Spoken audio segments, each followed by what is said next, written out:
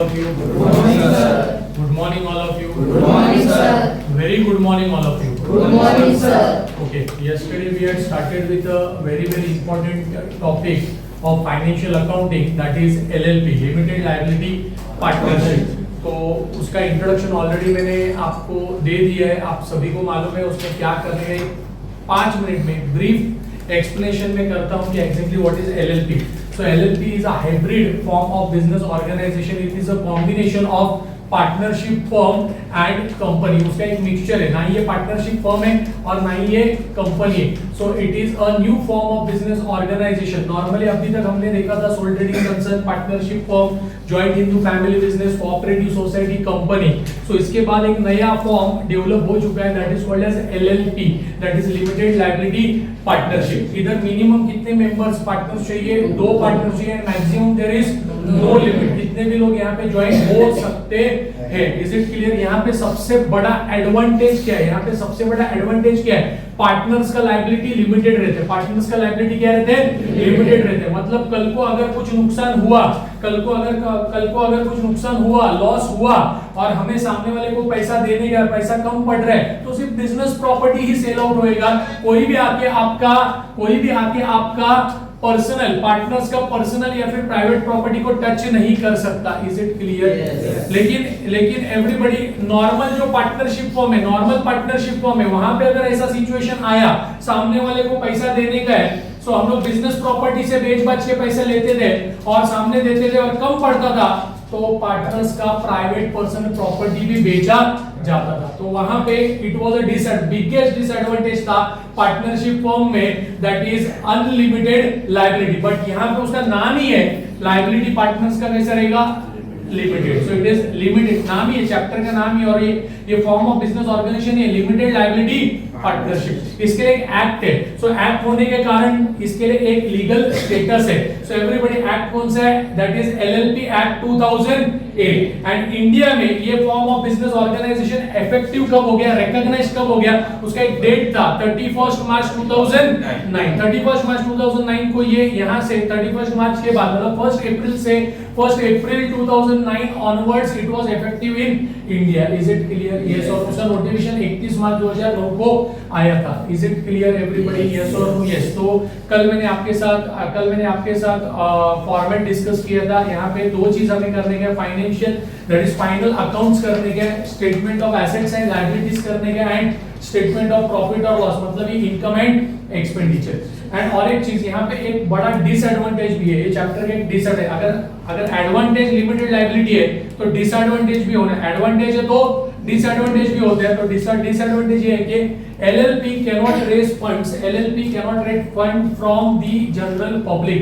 आम जनता जनार्दन से शेयर्स और डिबेंचर्स इशू करके ये लोग पैसा रेज नहीं कर सकते. Is it clear? So company में ये पॉसिबल है बट LLP में ये पॉसिबल नहीं है. जो भी कंट्रीब्यूशन करना है, जो भी फाइनेंस, जो भी money is required, it is fulfilled by या फिर contributed by the partners. Partners यहाँ पे ओनर रहते हैं. फिर पार्टनर्स में भी मैंने बोला था डेजिग्नेटेड पार्टनर्स होते हैं. कौन होते हैं? Designated partner. ये 2 डेजिग्नेटेड पार्टनर रहेंगे. डेजिग्नेटेड पार्टनर मतलब they are going to look after the management of LLP. मतलब ownership, control and management, decision making power will be in the hands of designated partner. 2 designated partner appoint करना पड़ेगा. उसमें भी condition है, one must be resident in India. Is it clear? So accounts, that is accounts prepare करना है, return file करना है, okay, decisions लेना है, सारे काम ये डेजिग्नेटेड पार्टनर करेंगे LLP में. Is it clear? Very clear. Yes और no? So without wasting time, अगर किसी ने अगर कल का लेक्चर मिस किया है तो आप जाके वो लेक्चर अटेंड कर लो. ओके, YouTube के ऊपर वो आपको मिल जाएगा और वहां पे आपको पूरे फॉर्मेट्स मिल जाएंगे. सो मैं डायरेक्ट अभी आगे बढ़ता हूं. 2 स्टेटमेंट हमें बनाने का. First statement my dear student, it is statement of assets and liability. दूसरा तीसरा कुछ नहीं, it is your normal balance sheet. पहले हम लोग इक्विटी एंड लायबिलिटी लिखते थे, अब बोलेंगे कंट्रीब्यूशन एंड व्हाट लायबिलिटी, फिर एसेट्स को हम लोग एसेट्स ही बोलते हैं। Is it clear? तो ये फॉर्मेट आपके माइंड में क्लियर है, आपको आते हैं। अगर नहीं मालूम तो वो लेक्चर जाके आप अटेंड कर लो। उसके बाद स्टेटमेंट ऑफ प्रॉफिट और loss is replaced by statement of income and expenditure. लिखना क्या है? वही इनकम से लिखना है पहला, उसके बाद लेस क्या करना है? expenses. Income minus expenses, you will reach up to your net profit before tax. Less tax करने का, that is provision for tax, you will reach up to your final answer, that is net profit after tax. और वो net profit जो भी आया उसका बंटवारा करने का, अगर 2 पार्टनर है, 3 पार्टनर है, 10 पार्टनर है, whatever, उसमें आपको डिस्ट्रीब्यूट करना पड़ेगा as per profit sharing ratio. As per profit sharing ratio. Sir ये कहाँ दिया रहेगा? It will be given, it will be mentioned in your questions. So without wasting time, let's begin with our question number 1. सबसे पहला आज का अपना question अपन solve करते हैं। चलो, so everybody,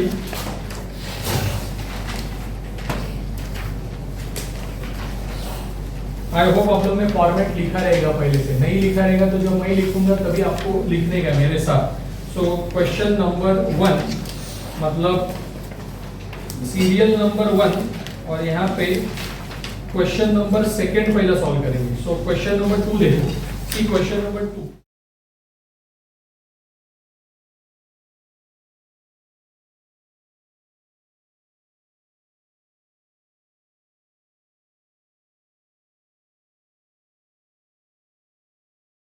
question number 2, Khan brothers है ये सब। So everybody, question number 2, Salman, Arbaaz and Sohail, बराबर ना? खान ब्रदर्स है, सलमान खान, अरबाज खान, सोहेल खान, बराबर 3 भाई। So Salman, Arbaaz and Sohail carried on business in partnership sharing profits and losses in the ratio of 2:1:2। ये इनका प्रॉफिट शेयरिंग रेशियो है 2:1:2, मतलब 2 + 1 + 2 इज इक्वल टू टोटल 5। सो 2/5, 1/5, फिर से 2/5। अगर 5 रुपए का प्रॉफिट हुआ तो सलमान लेके जाएगा 2 रुपया, अरबाज लेके जाएगा 1 रुपया एंड सोहेल लेके जाएगा 2 रुपया। So everybody, this is the profit sharing ratio. The trial balance of the firm as on 31st March 2018 was as follows. 31st March 2018 financial year is 17 and 18 और ट्रायल बैलेंस दिया है। What is trial balance rate? Trial balance हमें करना क्या है पहले वो mind में क्लियर रखो। हमें करना है finalisation of account, final account, और फाइनल अकाउंट्स के क्वेश्चन में क्या दिया रहता है? हमेशा trial balance and few adjustment. So same manner में क्वेश्चन हमारे सामने आया है। Is it clear? Trial balance is there as well as adjustments are there. So what is trial balance rate? Trial balance is the list of debit and credit balances. Debit and credit balances, different ledger accounts होते हैं, close करने में जो balance आते हैं वो इसमें दिखते हैं। तो चलो भाई, पहला डेबिट साइड देखते हैं। वहां पे डेबिट ऐसा मेंशन नहीं किया, बट वी अंडरस्टूड ये साइड डेबिट है और ये साइड क्रेडिट है।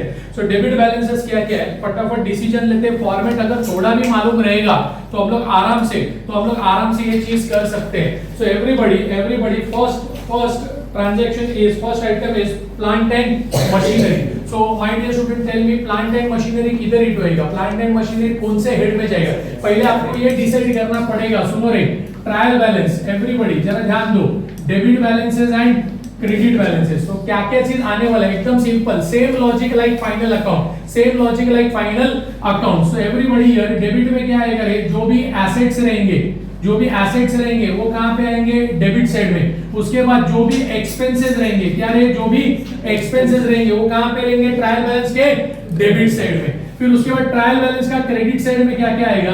जो भी लायबिलिटीज रहेगा वो ट्रायल बैलेंस के कहां पे दिखाई देगा? क्रेडिट साइड में। सो ये बेसिक हिंट है, ये जरा दिमाग में सेट करो आप लोग। और उसके बाद जो भी इनकम्स रहेंगे वो कहां पे दिखाई देंगे? ट्रायल बैलेंस के क्रेडिट साइड में। सो ये 4 धाम आपको याद रखने का है।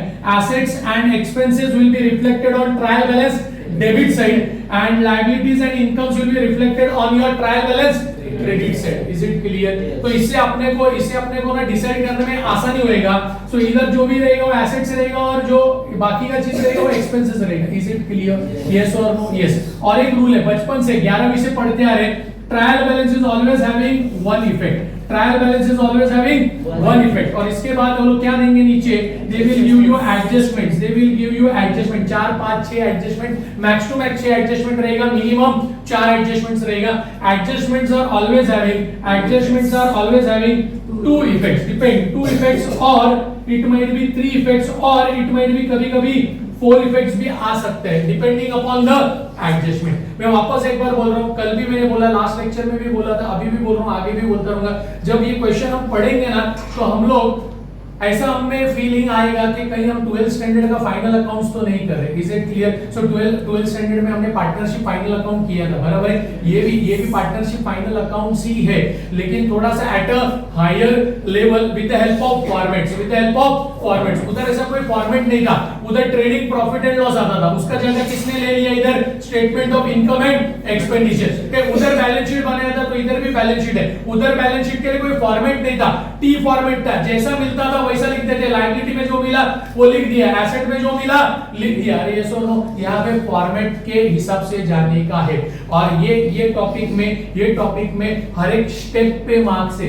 ये टॉपिक में आपको 0 मार्क्स मिलने वाला नहीं। आपने जितना फॉर्मेट सही से लिखा है, you are going to confirm your marks. जेवढं राइट आहे तेवढे मार्क कंफर्म आहे, जितना भी आपने बराबर लिखा है उसका मार्क्स आपसे कोई छीनने वाला नहीं है। You are not going to get 0 marks. Mostly 20 marks का अगर फुल फ्लेज फाइनल अकाउंट वाला ऐसा क्वेश्चन आया तो आराम से बच्चे 12 13 14 ऐसा स्टूडेंट्स को इधर मार्क्स मिलते हैं, कम से कम। ज्यादा से ज्यादा आप पूरा आउट ऑफ ला सकते हो। Is it clear? यस और no? Yes. So my dear student, ये हिंट याद रखो, और ये हिंट किधर तो साइड में लिख के रखो, ये हिंट साइड में किधर तो आप लिख के रखो। That is the trial balance. Question में in question what will be given, trial balance. याद करो, जब मैंने कंपनी का बैलेंस शीट पढ़ाया था आपको, कंपनी का फाइनल अकाउंट्स पढ़ाया था आपको, तभी भी मैंने ऐसा ट्रायल बैलेंस का रूल लिखा के दिया था आपको। सो एसेट्स एंड इधर एक्सपेंसेस, लायबिलिटीज एंड इधर इनकम्स।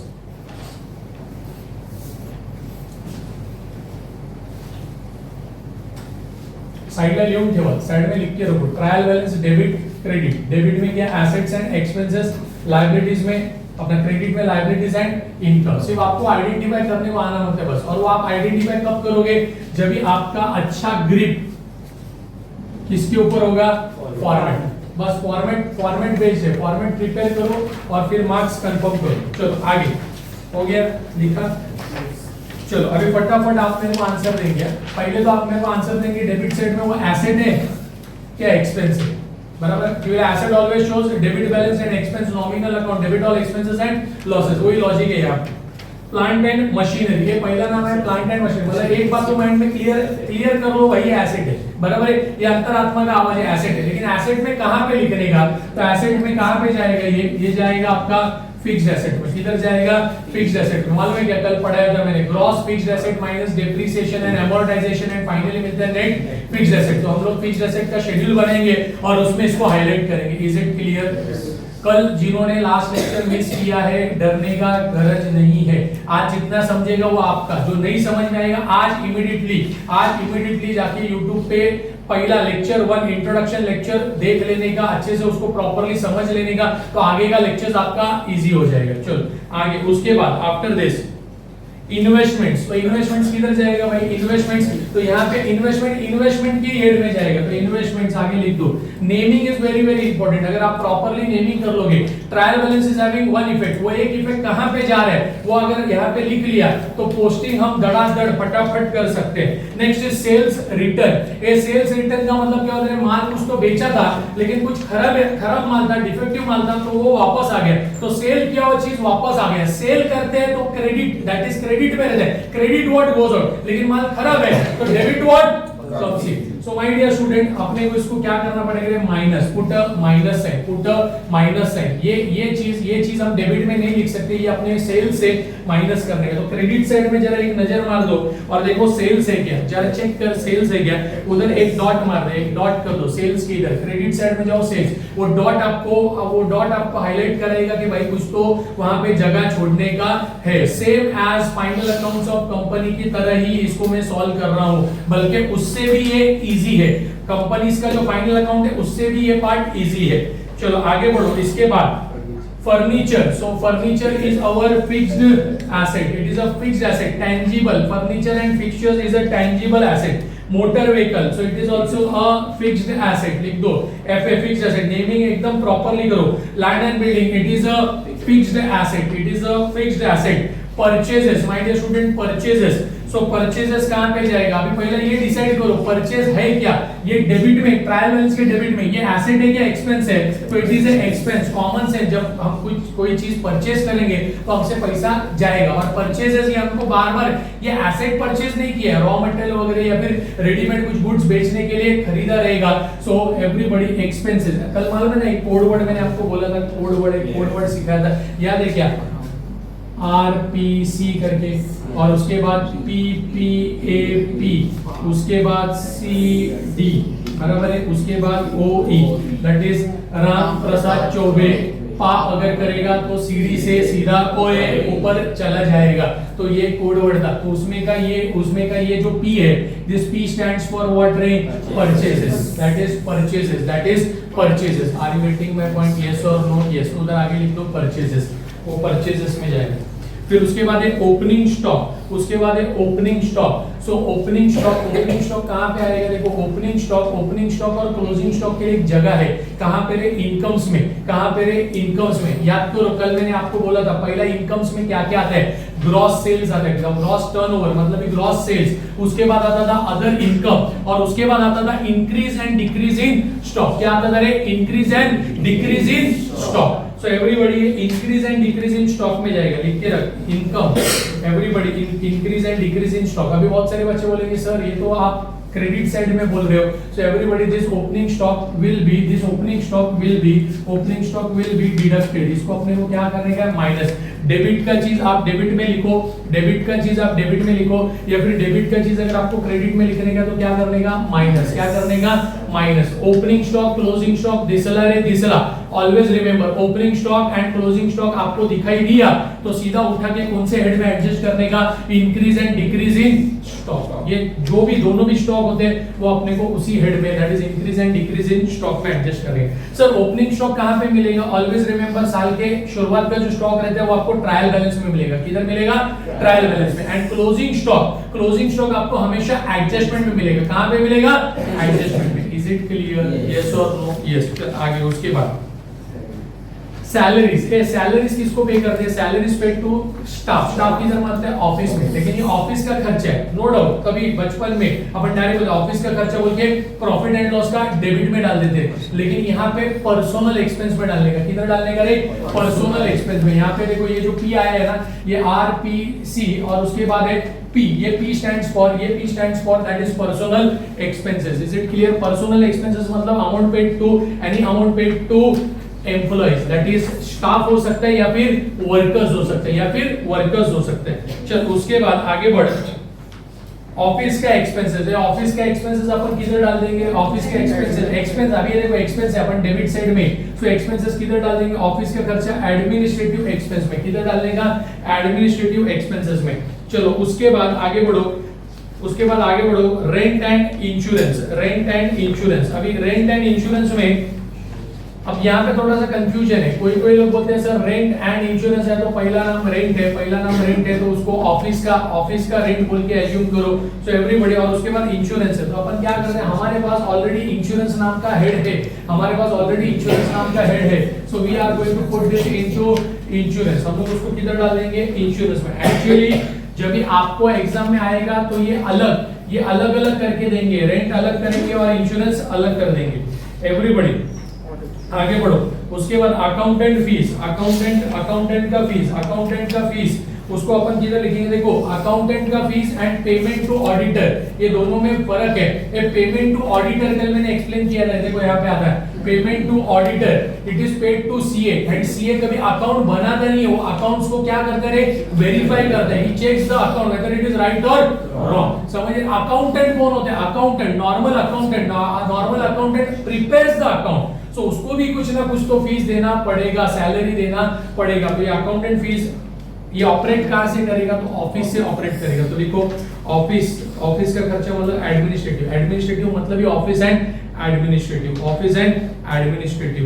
नेक्स्ट उसके बाद डेटर्स का मतलब एवरीबॉडी नोस डेटर्स मतलब कौन रहे कस्टमर जिनको माल उधारी पे बेचा है, पैसा is receivable, any kind of receivable is a asset. तो ये जाएगा किधर, तो इसके लिए कल मैंने बोला ट्रेड रिसीवेबल करके एक हेड है जिसको हम लोग बोलते हैं डेटर्स एंड ट्रेड रिसीवेबल। इधर ट्रेड रिसीवेबल सिर्फ बोलने का नहीं, company in case of company सिर्फ ट्रेड रिसीवेबल बोला जाता था। इधर इस हेड का नाम ही है debtors oblique trade receivables.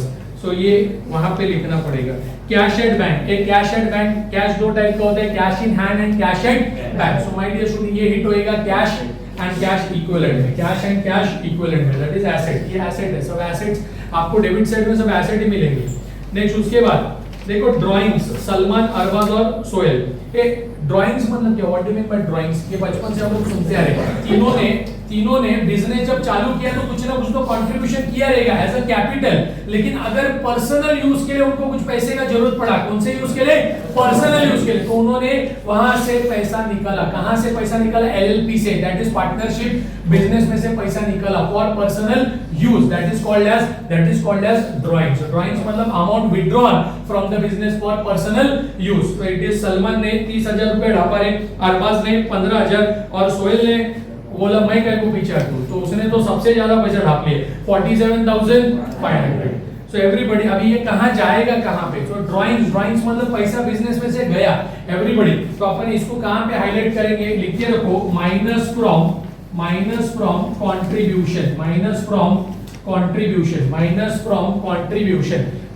From contribution. वो क्या है, कैसे लिखने का वगैरह वो सब एक्सप्लेन करूंगा।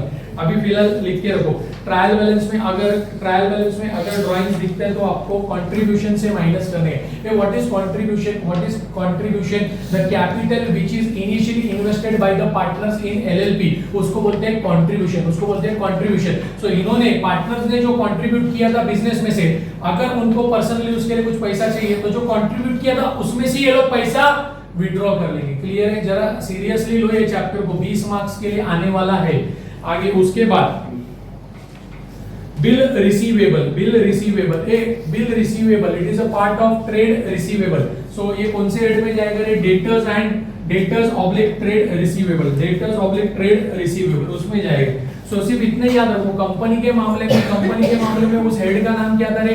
ट्रेड रिसीवेबल, लेकिन इधर नाम क्या उसका? Debtors oblique trade receivable. आएगा क्या उसमें? वही सब चीज, डेटर्स एंड बिल्स रिसीवेबल। चलो आगे उसके बाद प्रिंटिंग एंड स्टेशनरी का ज्यादा जरूरत ऑफिस में पड़ता है, खर्चा है। सो एवरीबॉडी बार-बार होने वाला खर्चा है, it is a revenue expense. So everybody किधर जाएगा रे? ऑफिस एंड एडमिनिस्ट्रेटिव, तो लिख दो एडमिनिस्ट्रेटिव एक्सपेंस। तो डेबिट साइड अपना कंप्लीट हो गया। क्रेडिट पे आ जाओ, capital account, Salman, Arbaaz and Sohail. तो इन्होंने एलएलपी फॉर्म किया, तभी सलमान ने कंट्रीब्यूट किया 2,25,000, अरबाज ने कंट्रीब्यूट किया 1,30,000, सोहेल ने कंट्रीब्यूट किया 1,65,000। Is it clear?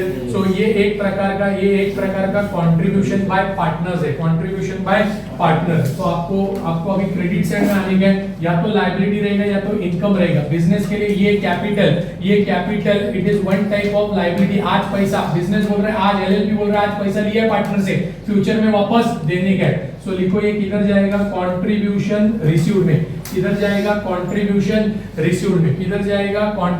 रिसीव्ड में। सर कंट्रीब्यूशन रिसीव्ड आता किधर है? पार्टनर्स फंड में। सर पार्टनर फंड मतलब ओनर फंड। कंपनी का मामले में ओनर्स कौन था? शेयर होल्डर फंड, बराबर है। तो now share holder word is replaced by partners fund. तो यहाँ पे शेयर होल्डर फंड बोलने का नहीं, क्या बोलने का? Partner fund. Is it clear? चलो आगे उसके बाद सेल्स किधर जाएगा भाई? तो सेल्स के लिए पहला ग्रॉस टर्नओवर या ग्रॉस सेल्स करके हमारे पास इनकम में हेड है, तो ये जाएगा अपना ग्रॉस टर्नओवर में। ग्रॉस टर्नओवर किधर है? ये इनकम्स में। फॉर्मेट अगर अभी भी पढ़ा नहीं है तो आज सबसे पहला काम करने का फॉर्मेट प्रिपेयर करने का।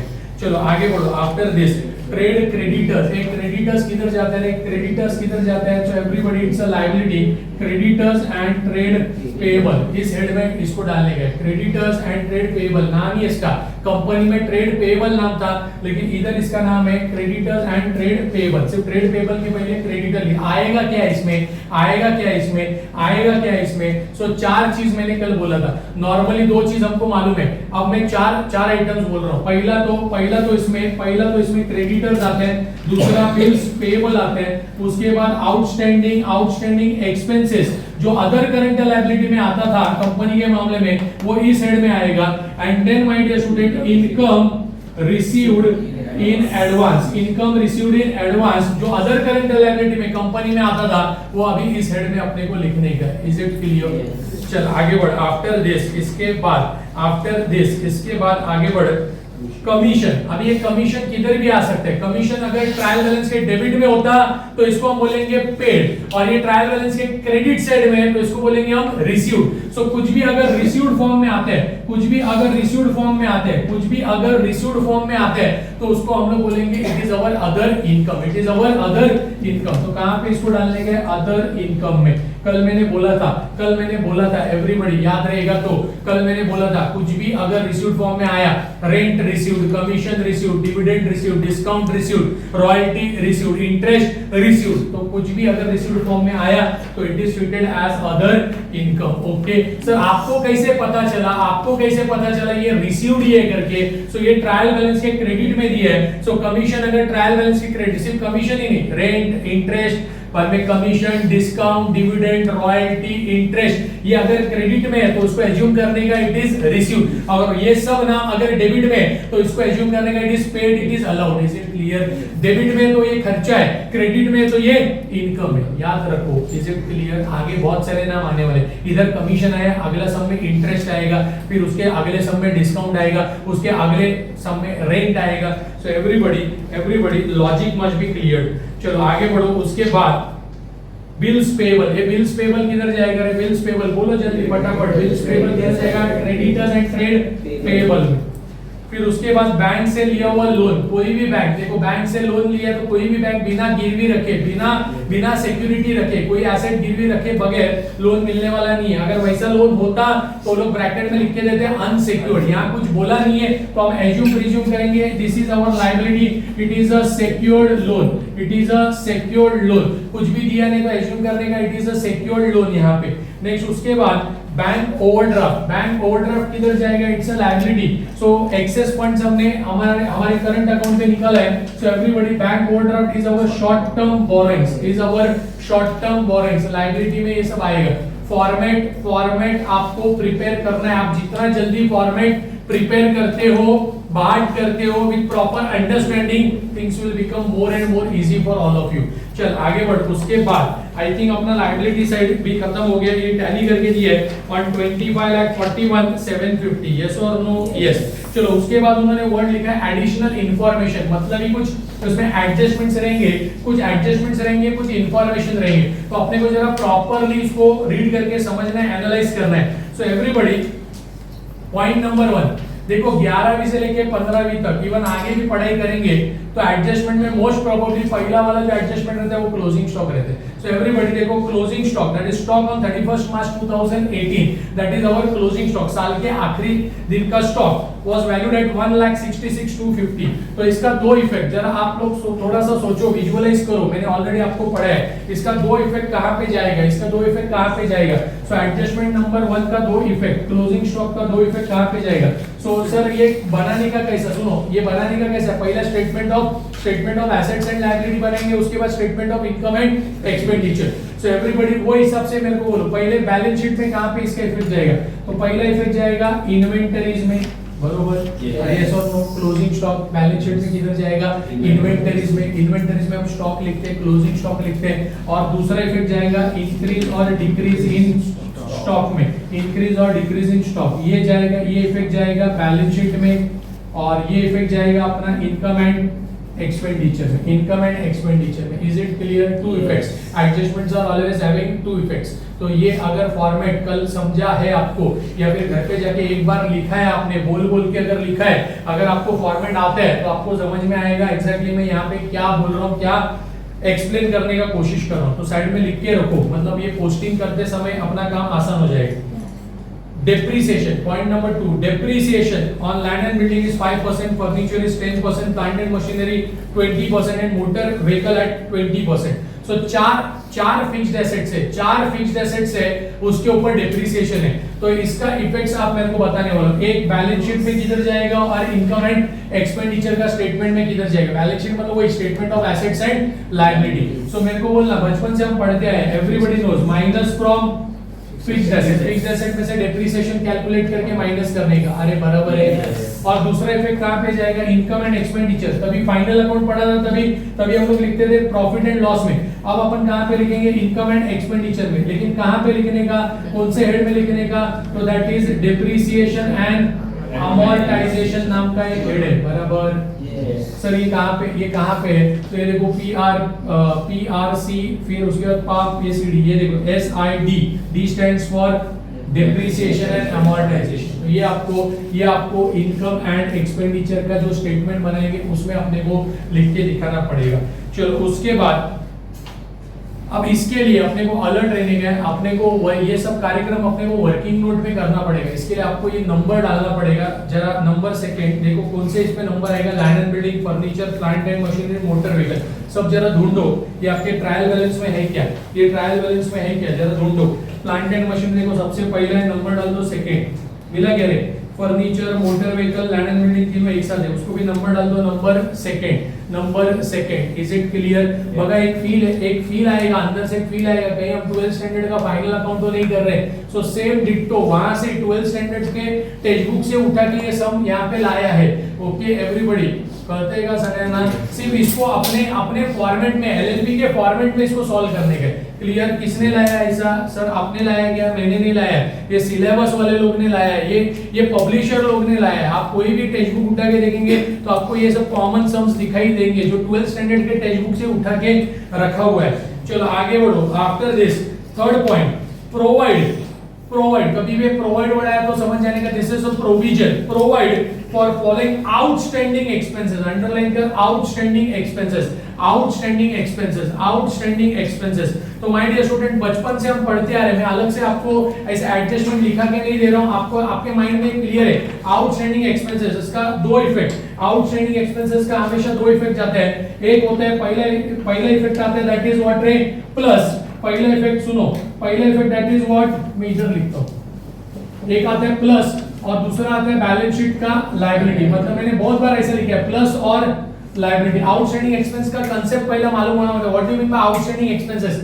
कुछ एक्सपेंसेस है which are due but not paid, वक्त हो गया लेकिन अभी तक दिया नहीं है। तो नहीं दिया मतलब नहीं देते जा, ऐसा नहीं। एलएलपी ऐसा नहीं बोलेगा, उल्टा हाथ जोड़ के बोलेगा ये फ्यूचर में देने का मतलब payable, any kind of payable is a liability. अरे समझ में आ रहा है? सो एवरीबॉडी अभी यहाँ पे मैंने हेडिंग बैलेंस शीट लिखा और इनकम एंड एक्सपेंडिचर, लेकिन यहाँ पे ये थोड़ा सा रिवर्स हो जाएगा।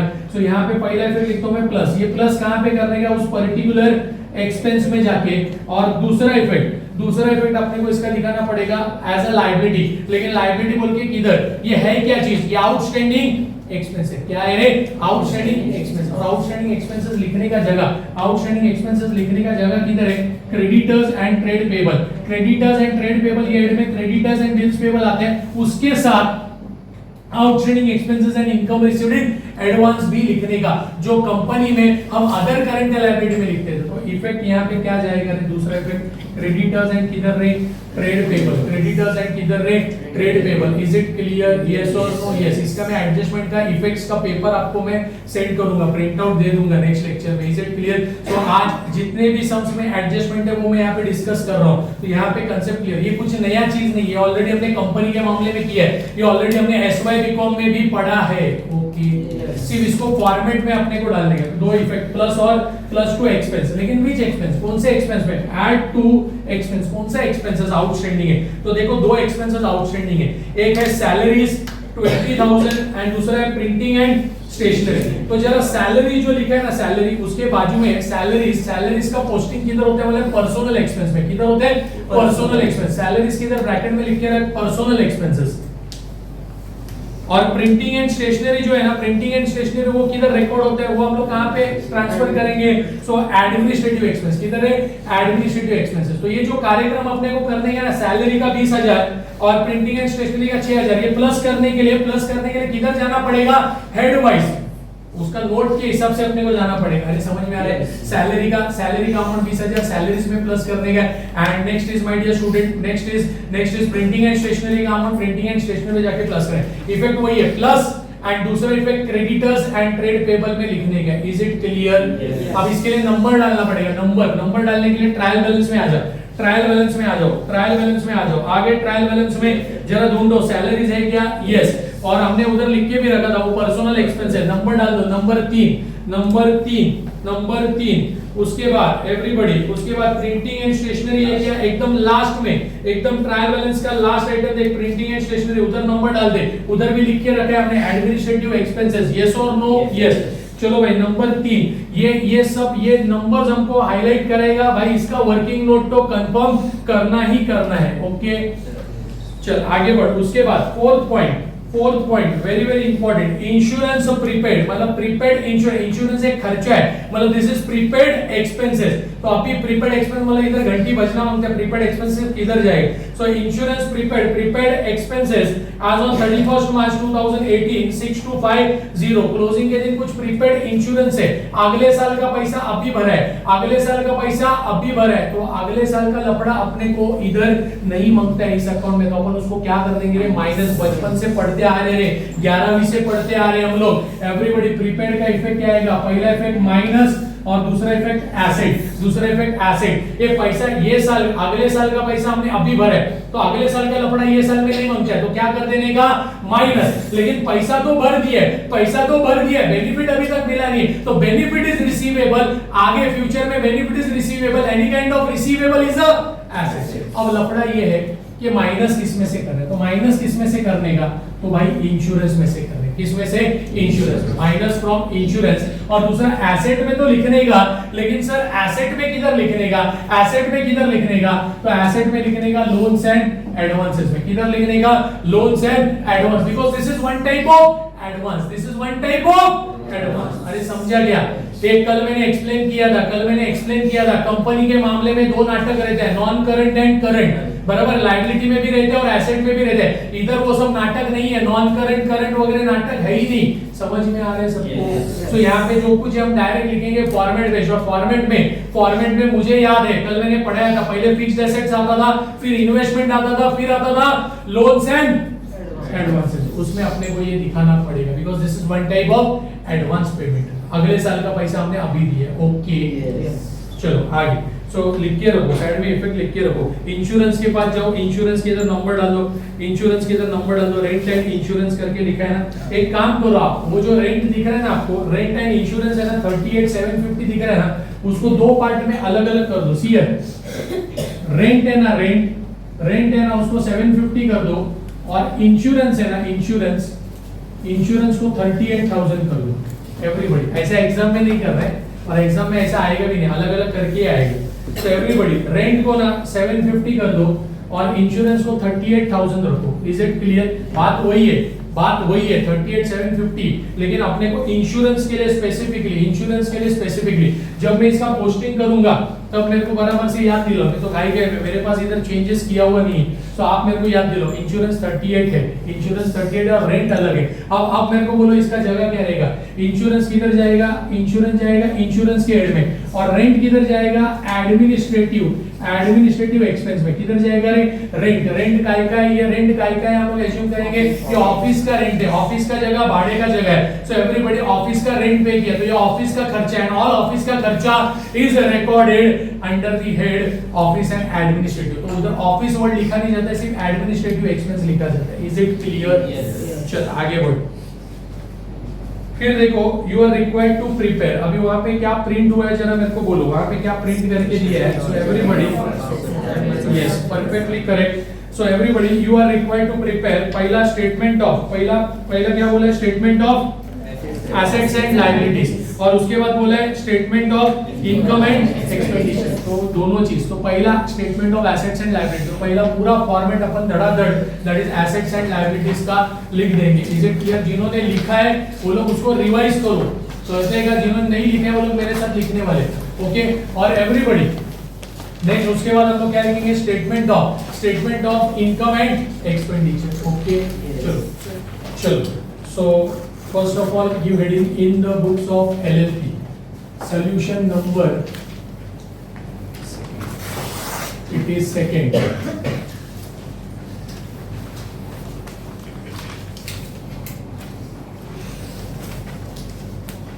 in the books of LLP। आप ऐसे भी लिख सकते हो या फिर आप लिख सकते हो in the books of Mrs Sohail, that is Salman Arbaaz and Sohail, ऐसा लिखा भी चलेगा, वो डुअल स्टैंडर्ड का पैटर्न हो जाए, so better write down LLP. चलो सो इसके बाद हेडिंग दो statement of assets and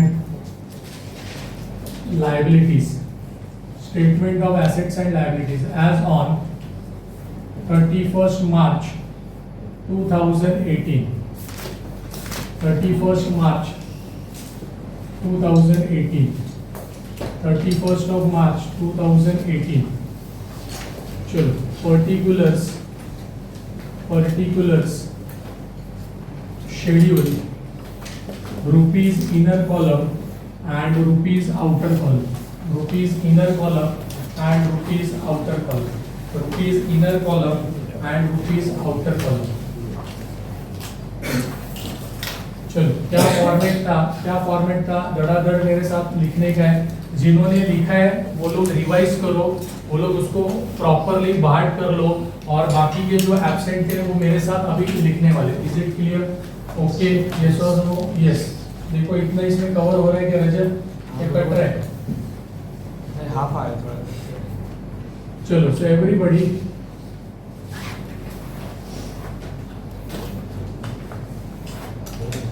first head पहला इक्विटी एंड लायबिलिटीज, तो equity will be replaced, equity के जगह क्या लिखेंगे रे, कंट्रीब्यूशन एंड व्हाट रे, liabilities, contribution and liabilities.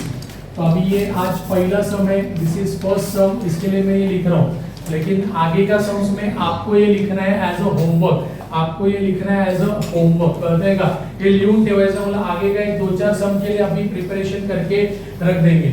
So everybody contribution and liabilities, तो एवरीबॉडी इसमें फर्स्ट हेड आता है that is partners fund, partner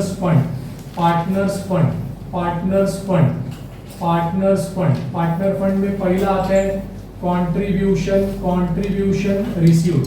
तो उधर एबीसीडी जो लिखा है वो लिखने का गरज नहीं है, सब मेन एक एक हेड लिखते हुए आगे बढ़ना है। ओके, यस और no? Yes.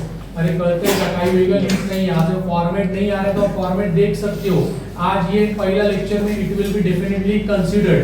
So everybody contribution received, उसके बाद क्या आता है, उसके बाद क्या आता है, reserves and surplus, reserves and surplus, reserves and surplus, reserves and surplus, reserves and surplus, reserves and surplus. तो जब हम लोग ये लिखेंगे, जब हम लोग ये लिखेंगे तभी अपन थोड़ा सोचने का कोशिश भी करेंगे। तो पहला तो याद रखो ये चैप्टर में दोनों फॉर्मेट पूरा कंप्लीटली लिख देने का, same strategy of final account of company, पूरा फॉर्मेट अपन पहले ही लिख देते थे, लेकिन वो लिखते समय ये डिसीजन लेना है कि कौन सा वर्किंग नोट टू अकाउंट करने का। सो जैसे शेयर कैपिटल ऑलवेज 1, वैसा contribution received will be always 1, it will be always 1। Reserves and surplus, check करो क्वेश्चन में किधर भी रिजर्व्स एंड सरप्लस के बारे में ऐसा भर के बात किया गया, सो रिजर्व्स एंड सरप्लस के बारे में कुछ बात ही नहीं हुआ है। अगर आया भी तो एक आधा रिजर्व्स एंड सरप्लस आएगा, सो फिलहाल उसके लिए उसका कोई नोट टू अकाउंट बनाने का गरज नहीं है। सेकेंड, इसके बाद देखो कंपनी के मामले में non current liability third head बन जाता था करंट लायबिलिटी, तो नॉन करंट और करंट इधर से गायब हो गए, only write down word what रे, लायबिलिटीज। क्या लिखने का, लायबिलिटीज, क्या लिखने का, लायबिलिटीज। तो लायबिलिटी में क्या क्या हेडिंग्स आने वाला है? Now it is a cocktail, it will be a combination of non current and current. So सबसे पहला चीज क्या लिखने का है? Secured loans, secured loans. तो सेक्योर्ड लोन क्वेश्चन में है क्या? हाँ है, बैंक लोन है, लेकिन वो एक ही चीज है, वो डायरेक्ट अपन लिख सकते हैं। नेक्स्ट उसके बाद क्या है? Unsecured loans, unsecured loans. तो अनसेक्योर्ड लोन कुछ है ही नहीं है यहाँ पे। नेक्स्ट उसके बाद एवरीबॉडी, इसके बाद एवरीबॉडी सेक्योर्ड अनसेक्योर्ड के बाद नेक्स्ट क्या आता है? जल्दी से बोलो। Short term borrowings, short term borrowings. Short term borrowings में, शॉर्ट टर्म बोरिंग्स में क्या आने वाला है? Everybody bank overdraft. एक ही चीज आता है, दैट इज बैंक ओवरड्राफ्ट। अगर रहेगा तो हम लिखेंगे, नहीं रहेगा तो डैश। पूरा फॉर्मेट छाप डालने का पहले। Is it clear everybody? जो भी मन में आप लेके जाओगे फॉर्मेट, वो पूरा छाप देने का। नेक्स्ट उसके बाद शॉर्ट टर्म बोरिंग्स के बाद नेक्स्ट आता है creditors, creditors and creditors and creditors, creditors and creditors and trade payables, trade payables, creditors and trade payable. And creditor and trade payable के ऊपर एडजस्टमेंट है, एडजस्टमेंट है। उसके बाद माय डियर स्टूडेंट, उसके बाद वहां पे कुछ आउटस्टैंडिंग वाला पार्ट भी है, और वो एक नहीं दो चीज है। तो यहाँ पे अपने को नंबर डालना पड़ेगा, working note number second, working note number second. फिर इसके बाद नेक्स्ट आएगा, इसके बाद नेक्स्ट आएगा अदर लायबिलिटीज। अदर लायबिलिटीज में चांसेस बहुत कम है कुछ भी आने का यहाँ पे। अदर लायबिलिटीज का बेटा, अदर करंट लायबिलिटी उधर कंपनी में था, उधर का दो कंटेंट इधर चला गया क्रेडिटर एंड ट्रेड पेबल में। कौन सा दो content? Outstanding expenses and income received in advance. बच्चे बोलते सर अदर करंट लायबिलिटी वहां पे जो था ना, उधर साथ में और दो नाम भी था, unpaid dividend and outstanding interest. लेकिन सर ये डिविडेंड और ये इंटरेस्ट आएगा क्या? यहाँ पे आने वाला नहीं, बिकॉज एलएलपी शेयर्स और डिबेंचर इशू ही नहीं करता है। तो डिविडेंड और इंटरेस्ट ऑन डिबेंचर आने का क्वेश्चन अराइज नहीं होगा। Other liability very rare of the rare. Next उसके बाद आएगा प्रोविजंस। क्या आएगा रे? प्रोविजंस। ये वहां पे हम लोग short term provisions, long term provisions लिखते थे। नॉन करंट प्रोविजंस बराबर है, लॉन्ग टर्म प्रोविजंस ऊपर, वो ना के बराबर ही रहता था। जो भी प्रोविजन रहता था कंपनी के मामले में, in case of company it was short term. यहाँ पे सिर्फ प्रोविजन लिखने का। और प्रोविजंस में क्या क्या आ सकते हैं? प्रोविजन फॉर टैक्स, उसका प्रपोज डिविडेंड तो आएगा नहीं, बिकॉज़ शेयर्स इशू नहीं करते एलएलपी वाले। प्रोविजन फॉर एम्प्लॉय बेनिफिट आ सकते हैं, प्रोविजन फॉर कंटीजेंसीज आता है, प्रोविजन फॉर इंश्योरेंस आ सकते हैं। सो वो डिपेंड्स, वो फॉर्मेट अगर आप एक बार आपका नीचे से लिख के गए तो आपको समझ में आ जाएगा। उसके बाद आपको इधर आपका टैली अमाउंट मिलेगा, दैट इज क्या लिखने का? Total head number 1 plus head number 2, head number 1 plus head number 2, ऊपर एक लाइन नीचे दो line. Is it clear? Yes और नो, यस और नो, यस। चलो बढ़ो आगे। इसके बाद एक लाइन छोड़ो, मेरे पास इधर जगह नहीं, इसके लिए मैं वहां पे लिख रहा हूं। आप एक लाइन छोड़ो और सेकंड हेड दो। Give second head, give second head my dear student, second head दे दो। that is our assets, that is our assets। तो second assets। अभी assets में नॉर्मली कंपनी के मामले में क्या होता था? नॉर्मली कंपनी के मामले में क्या होता था? वहां पे पहला आता था नॉन करंट एसेट, बाद में आता था second head current asset. LLP में नॉन करंट और करंट का झमेला है ही नहीं। सो एवरीबॉडी जो भी नॉन करंट एसेट में का नॉन करंट चला गया, करंट एसेट्स में का करंट चला गया, तो जो बचते हैं वो एसेट ही है। तो डायरेक्टली अपने को यहाँ पे लिखने का। तो everybody first part will be gross fixed assets, gross fixed assets, gross fixed assets. And gross fixed assets को, ग्रॉस फिक्स्ड एसेट को एक नंबर डाल देते हैं, एक नंबर अपन डाल देते हैं। Number I think it will B, number will be 3, will be 3। लेकिन लिखने का ढंग, लिखने का इसका ढंग कैसा रहेगा, इसका स्टाइल कैसा रहेगा? ग्रॉस फिक्स्ड एसेट, उसमें से माइनस करने का है depreciation and amortisation, and amortisation, depreciation and amortisation. और फिर देयरफॉर जो आंसर आएगा उसको बोलते हैं net fixed assets, net fixed asset. यही चीज को कंपनी क्या बोलते हैं? यही चीज को कंपनी के मामले में कंपनी फाइनल अकाउंट में लिखते थे ग्रॉस ब्लॉक लेस डेप्रिसिएशन, और वर्ड यूज करते थे नेट ब्लॉक। सो एवरीबॉडी ये लोग बोलते हैं gross fixed asset less depreciation net fixed asset. तो नेट फिक्स्ड एसेट का जो भी वैल्यू आएगा वो बाहर, वो मैं बाद में लिख के आपको एक्सप्लेन करूंगा। इमीडिएटली नेक्स्ट लाइन पे लिखो। नेक्स्ट आते हैं इन्वेस्टमेंट्स। कंपनी के मामले में आता था नॉन करंट इन्वेस्टमेंट, लेकिन इधर नॉन करंट वर्ड लिख नहीं सकते, बिकॉज एलएलपी में नॉन करंट करंट ऐसा क्लासिफिकेशन ही नहीं है। So everybody investment. सो जरा क्वेश्चन में इन्वेस्टमेंट है क्या? अगर है तो लिखेंगे, नहीं है तो डैश डाल देंगे। नेक्स्ट उसके बाद आफ्टर दिस इन्वेस्टमेंट के बाद there will be loans and advances, तो I think loans and advances में भी दो category, long term loans and company में long term loans and advances था and short term loans and advances था, yes और नो। तो यहाँ लॉन्ग टर्म शॉर्ट टर्म करने के लिए डायरेक्ट जो कुछ है वो यहाँ पे लिख देने का। तो आई थिंक एडजस्टमेंट में एक चीज अपने को मिल रहा है, इंश्योरेंस वाला प्रीपेड वाला पार्ट अपने को इधर लिखने का है। सो एवरीबॉडी वो एक ही चीज इधर लिखने का है। सो हम लोग यहाँ पे डायरेक्ट ब्रैकेट जिंदाबाद, इसके आगे ब्रैकेट डाल के लिख देंगे। Is it clear? और गलती से अगर आपके माइंड में कोई किंतु परंतु है, ऐसा कुछ तो कंफ्यूजन लगता है और कोई आइटम इधर ऊपर मिला तो अगर वो इससे कनेक्टेड रहा तो बाद में गड़बड़ हुआ तो बेटर आप ये 4 नंबर आप बना सकते हो। Are you getting my point? अरे यस और नो? सो एवरीबॉडी अगर बनाया और बाद में पता चला एक ही आइटम है तो डरने का जरूरत नहीं है। तो जो एक चीज है वो लिख देने का नोट टू अकाउंट में और ट्रांसफर कर देने का इधर। Okay yes. चलो नेक्स्ट, उसके बाद फॉर्मेट छोड़ के कोई कार्यक्रम करने नहीं, पहले 3 हेड है, उसके बाद कौन सा हेड है, उसके बाद आता है इन्वेंटरीज, बरोबर है? यस। इन्वेंटरीज में क्या आएगा रे? क्लोजिंग स्टॉक आएगा। क्या आएगा रे? क्लोजिंग स्टॉक आएगा। सो क्लोजिंग स्टॉक यहाँ पे एक ही है, वो एडजस्टमेंट में वो डायरेक्ट अपन लिख सकते हैं। नेक्स्ट उसके बाद क्या आएगा रे? डेटर्स। अभी सिर्फ ट्रेड रिसीवेबल नहीं लिखने का, कंपनी का मामले में ट्रेड रिसीवेबल, लेकिन इधर लिखने का स्टाइल है debtors and trade receivable, debtors and trade receivable, debtors and trade receivable. So I think debtors से रिलेटेड 2 आइटम्स है, डेटर्स भी है क्वेश्चन में एंड सेपरेटली क्वेश्चन में second last item trial balance में बिल रिसीवेबल भी है। सो एवरीबॉडी अपन इधर बनाएंगे व्हाट रे? Working note number 4।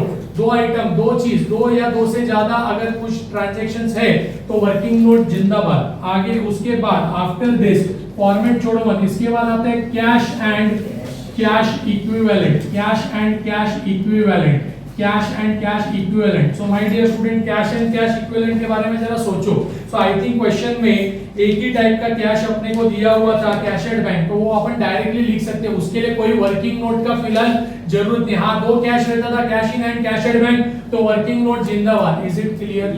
नेक्स्ट इसके बाद लास्ट में एक हेड आता था, दैट इज अदर एसेट। जो ऊपर अगर कोई चीज छूट गया तो हम लोग इसमें लिख सकते हैं। ओके और बाद में यहाँ पे जो भी वैल्यूज है वो सब आउटर कॉलम में आते हैं। आउटर कॉलम में सिर्फ ये gross fixed asset inner, depreciation inner, और इसमें से ग्रॉस में से डेप्रिसिएशन माइनस करके आउटर में, और बाकी का सब आउटर में। और उसके बाद वो आउटर कॉलम का जो टोटल है वही हमारा टैली अमाउंट है, वही हमारा कौन सा अमाउंट है? टैली अमाउंट है। Is it clear? Very clear. चलो आगे बढ़ो। इसके बाद नेक्स्ट हेडिंग दे दो, give next heading statement of income and expenditure, statement of income and expenditure for the year ended on 31st March 2018। जब भी फाइनलाइजेशन वाला कोई चैप्टर आता है, फाइनल अकाउंट्स वाला चैप्टर आता है, तो डेफिनेटली वो आपका टाइम खाने वाला है। तो आपका अगर राइटिंग स्पीड ज्यादा रहेगा, फॉर्मेट्स एंड एडजस्टमेंट का इफेक्ट आपके माइंड में क्लियर रहेगा, तो आप ये धड़ाधड़ सॉल्व कर जाओगे। सो एवरीबॉडी अब इसका फॉर्मेट अपने को लिखने का है। सो एवरीबॉडी कोई टेंशन वाला चीज नहीं है, ये उल्टा और इजी है। मैंने आपको एक एक्रोनिम दे दिया है, so we are going to follow that acronym, मतलब कुछ कीवर्ड्स दिए हैं, उसके हिसाब से आगे बढ़ेंगे। Particulars, everybody particulars, schedule, rupees inner column and rupees outer column, rupees inner column and rupees outer column. So format मालूम होना बहुत जरूरी है। तो सबसे पहला शुरुआत करते हैं हम लोग head number 1, that is incomes, that is our incomes. Double underline करो। इनकम्स में 3 मेन हेड आने वाले, 3 मेन हेड्स इनकम में, 3 main heads are there. First is everybody, पहला वाला आता है दैट इज ग्रॉस टर्नओवर। पहला क्या आता है? Gross turnover. And mostly gross turnover में, टर्नओवर का मतलब क्या होता है? सेल्स। तो यहाँ पे सेल्स है क्या क्वेश्चन में? यस सेल्स है और सेल्स के साथ सेल्स रिटर्न भी है, तो वो माइनस करके दिखाने के लिए हमने वो डॉट बिट उधर मार के रखा था सेल्स पे, तो वो चीज हम एक नोट टू अकाउंट्स में दिखाएंगे। तो I think number it will be what sequence में 5। सर 5 कहां से आया? तो देखो यहां तक डेटर्स एंड क्रेडिट रिसीव तक कितना हो गया? तेरे नंबर गिरा था 4। अब यहाँ पे इन कंटिन्यूएशन 5। यहाँ पे if you want you can adopt the strategy, you can apply the strategy of final account of company. Final account of company का एक स्ट्रेटेजी बताया था, अगर याद रहेगा तो मैं वापस एक बार बोलता हूं। See here everybody on board, मैंने एक स्ट्रेटेजी बताया था कंपनी के मामले में बैलेंस शीट के लिए देखने का किधर किधर वर्किंग नोट बन सकते हैं, और प्रॉफिट एंड लॉस, उधर प्रॉफिट एंड लॉस था तो मैंने बोला यहां तक अगर यहां तक बैलेंस शीट में 4 शेड्यूल बनते हैं, कितना 4 शेड्यूल, तो यहां पे डायरेक्टली सबको नंबर डाल के बनाते जाने का 5 6 7 8 9 10 11 बार जितना बनेगा उतना। लेकिन वो फाइनल अकाउंट्स था, उधर एक्सपेंसेस में सिर्फ 6 हेड आता था, कॉस्ट ऑफ रॉ मटेरियल, मतलब ऐसे सब नाम था ना, मालूम क्या? अरे याद है क्या? फाइनेंस कॉस्ट, बराबर ना? कुछ अगर याद रहेगा तो डेप्रिसिएशन एंड अमोर्टाइजेशन, बराबर है? सो माय डियर स्टूडेंट, वहां पे 6 ही हेड था, इसके लिए वहां पे वो पॉसिबल था। यहाँ पे तो पूरा एक्रोनिम, पूरा एक कोड वर्ड, पूरा एक पॉइंट्स का बोलते हैं ना ग्रुप है। एवरीबॉडी आर फॉर, बराबर ना? एक्सपेंसेस में R for raw material consume, बराबर है? फिर उसके बाद C for consumption of stores and spare part, P for personal expense. तो कितना बनाएंगे? तो इधर भी लिखने का, इधर नंबर डालने का, फिर उसका वर्किंग नोट बनाने का। तो हम लोग यहाँ पे थोड़ा सा अलर्ट रहेंगे, हम देखेंगे कौन सा वर्किंग नोट करने का है और उसका ही शेड्यूल बनाएंगे, वेस्ट ऑफ टाइम नहीं करेंगे। ओके, कारण उधर का कंटेंट एक्सपेंस में कम था, अरे कहते हैं का। सो एवरीबॉडी, पहला ग्रॉस टर्नओवर तो बनाना पड़ेगा बिकॉज़ सेल्स रिटर्न हमको माइनस करने का। नेक्स्ट माय डियर स्टूडेंट, इसके बाद आते हैं अदर इनकम्स। अभी अदर इनकम बनाने का क्या? आई थिंक अदर इनकम एक ही जगह पे मेरे को दिख रहा है, कमीशन करके देखो, कमीशन अदर इनकम, और किधर अदर इनकम वाला इंपैक्ट मेरे को दिखाई नहीं दे रहा, तो इसका वर्किंग नोट नहीं करेंगे तो भी चलेगा। अरे करतेगा, नहीं तो फिर आपको अदर इनकम का वर्किंग नोट करना पड़ेगा, सब लिखना पड़ेगा, और बाद में कुछ है ही नहीं तो डैश, तो इधर आके डैश। या फिर एक ही चीज है तो एक ही चीज लिखने का और वो उठा के इधर, अगर एक ही चीज है तो ब्रैकेट जिंदाबाद। ओके, फिर उसके बाद आते हैं increase and decrease in stock. तो increase and decrease in stock always remember, ये अपने को बनाने का ही, दैट इज नंबर 6। ये क्यों बनाने का पीछे क्या है? आपको क्लोजिंग स्टॉक में से ओपनिंग स्टॉक माइनस करने का। एक फाइनल अकाउंट ऑफ कंपनी में हम opening stock minus closing stock करते थे, इधर closing stock minus opening stock करने का। ये जरा दिमाग में आपको सेट करने का। इधर क्या करने का? Closing stock minus opening stock. अरे कहते का लक्षण रहेगा, तो ये आपको दिमाग में सेट करके रखने का। चलो, ये तीन चीज होने के बाद इसका जो टोटल आएगा वो बाहर ट्रांसफर कर देंगे। फिर यहाँ पे 1-2 लाइन छोड़ दो, सेकंड हेड दो, that is expenses, that is what रे एक्सपेंसेस। अब वो कोड वर्ड मैंने आपको बोला था, वो RPC, उसके बाद PPAP, SIDI, और उसके बाद OE। So everybody, ये कोड वर्ड याद रखना है। R for R stands for what रे? R stands for what? R से क्या, कौन सा हेडिंग बनेगा? Raw material consume. अरे बरोबर ना? अरे हाँ ना? यस, बराबर ना? कुछ अलग नहीं पढ़ा रहा हूँ। कल जो मैंने डिस्कस किया वही, और जिनका कल का लेक्चर मिस हो गया है वो लोग YouTube पे जाके देखो, अभी तक अपलोड नहीं किया, वो अपलोड होने के बाद आपको देखने का। सो एवरीबॉडी क्या लिखेंगे इधर? रॉ मटेरियल्स कंज्यूम्ड, यस और नो? यस। चलो, सो रॉ मटेरियल पूरा क्वेश्चन पढ़ा, किधर भी रॉ मटेरियल ऐसा, कंजम्पशन ऑफ रॉ मटेरियल ऐसा कुछ नाम आया तो इसका वर्किंग नोट का आवश्यकता नहीं है। तो ये अपने को क्या मिला? ये पहला R मिला। फिर उसके बाद क्या रे? P स्टैंड्स फॉर व्हाट रे? P से क्या?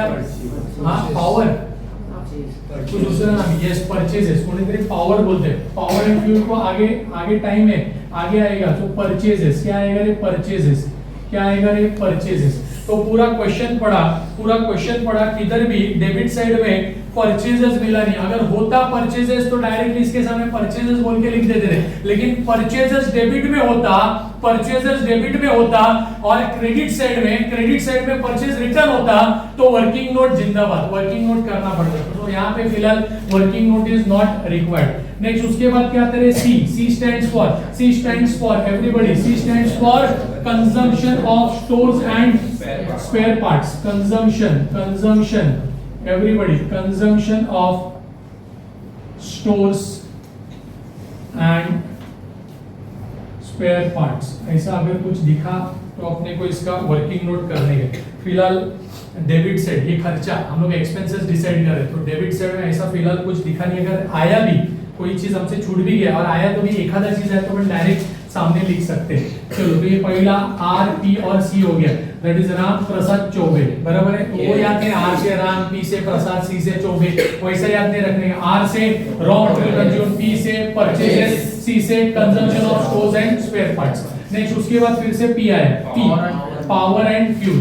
सो write down here power and fuel, power and fuel, power and fuel. पूरा क्वेश्चन पढ़ा, किधर भी पावर एंड फ्यूल ऐसा वर्ड आया नहीं। अगर आया भी तो एक आधा नाम आया रहेगा तो अपन डायरेक्ट लिख सकते हैं, उसके लिए हम लोग वर्किंग नोट बनाने की जरूरत नहीं है। फिर उसके बाद फिर से पी आया है, सो पावर एंड फ्यूल के बाद फिर से पी आया है, तो it is personal expenses. So personal expenses मतलब expenses related specifically to employees. So everybody employee से रिलेटेड यहाँ पे है, सो हम लोग लिखेंगे 7। सर क्या रिलेटेड टू एम्प्लॉयज है? सो देखो पर्सनल एक्सपेंसेस में सैलरीज आर देयर और वो सैलरी के ऊपर एडजस्टमेंट भी है, तो वो एडजस्टमेंट सॉल्व करके दिखाने के लिए हमको नोट टू अकाउंट करना मस्ट है। चलो आफ्टर दिस पर्सनल एक्सपेंसेस, उसके बाद ए स्टैंड्स फॉर एडमिनिस्ट्रेटिव एक्सपेंसेस। तो एडमिनिस्ट्रेटिव एक्सपेंसेस पूरा हमने जो क्वेश्चन देखा उधर एडमिनिस्ट्रेटिव एक्सपेंसेस किधर है क्या? यस, दो तीन जगह पे हमने एडमिनिस्ट्रेटिव एक्सपेंसेस देखा है, यस और नो? यस। और अगर दो या दो से ज्यादा आइटम है, so we are going to prepare our working note number 8। तो ये सब डिसीजन लेने के लिए सबसे इंपॉर्टेंट चीज क्या है मालूम है क्या? Naming. Your naming must be perfect, your format must be very much clear in your mind everybody. इसके बाद आगे बढ़ो, फिर है P stands for payment to auditors,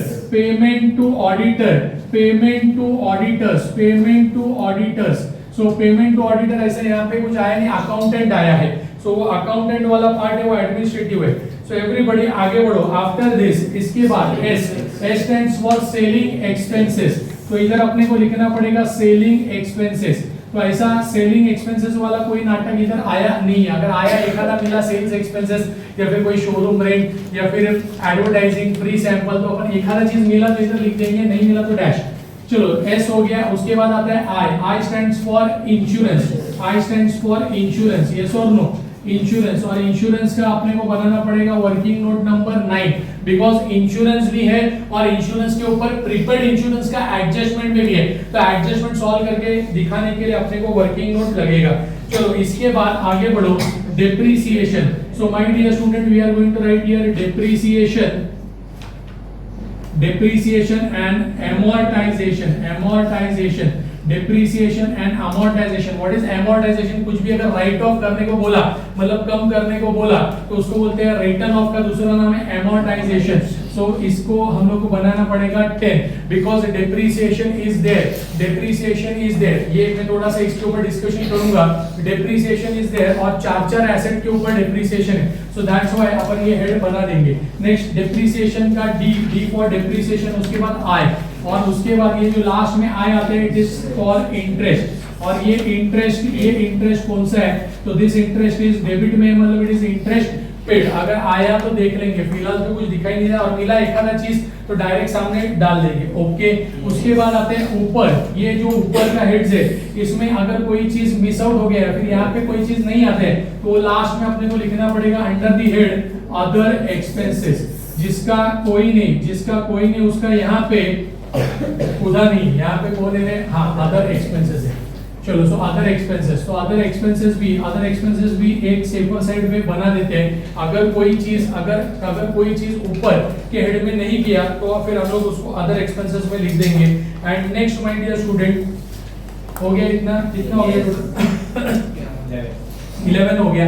उसके बाद और एक शेड्यूल अपने को बनाने का है, लेकिन वो प्रॉफिट मिलने के बाद कौन सा प्रॉफिट है? नेट प्रॉफिट आफ्टर टैक्स मिलने के बाद पार्टनर्स में बंटवारा करके दिखाने का। Is it clear? यस और नो? यस। समझा इतना? तो ये दो चीज अपन स्किप कर सकते थे। और ये देखो ये 10 नंबर और 11 नंबर, लेकिन फिर भी यहाँ पे कर देंगे अपन। ओके, वो आपको बनाने के बाद पता चलेगा क्यों स्किप करने का ऐसे सर बोल रहे हैं। चलो, so I think format is ready now, बराबर है?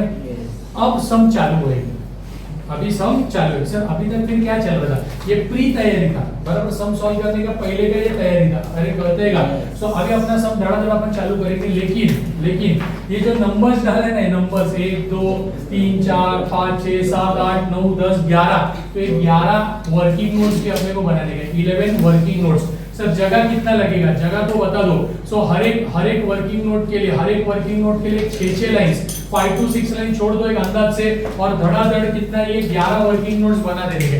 तो मैं यहाँ पे 11 वर्किंग नोट बना रहा हूँ, मेरे साथ आप लोग ये 11 वर्किंग नोट्स बनाना चालू करोगे। चलो, so let's begin.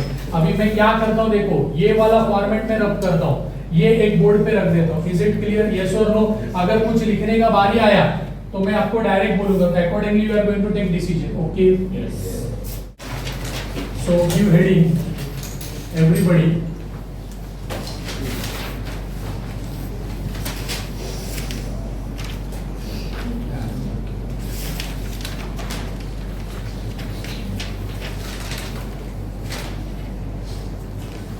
Notes to accounts. Notes to accounts. Notes to accounts. Notes to accounts.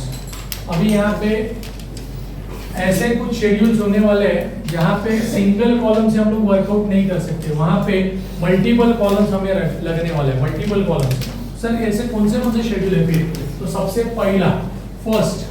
पहला एवरीबॉडी कंट्रीब्यूशन व्हाट रे? रिसीव्ड। कंट्रीब्यूशन रिसीव्ड क्या रे? Contribution received.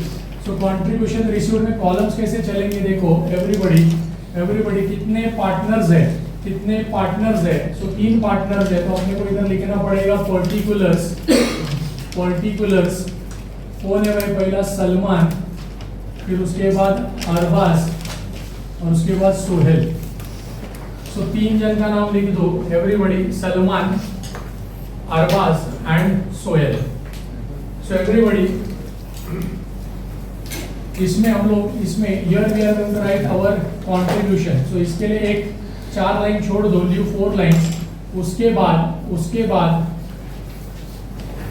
बाद आगे बढ़ेंगे। नेक्स्ट नंबर सेकंड किस पे डाला है? चेक करो, नंबर सेकंड किस पे डाला है? नंबर सेकंड किसके ऊपर डाला है आपने? That is creditors. एग्जैक्टली। तो creditors and trade payables.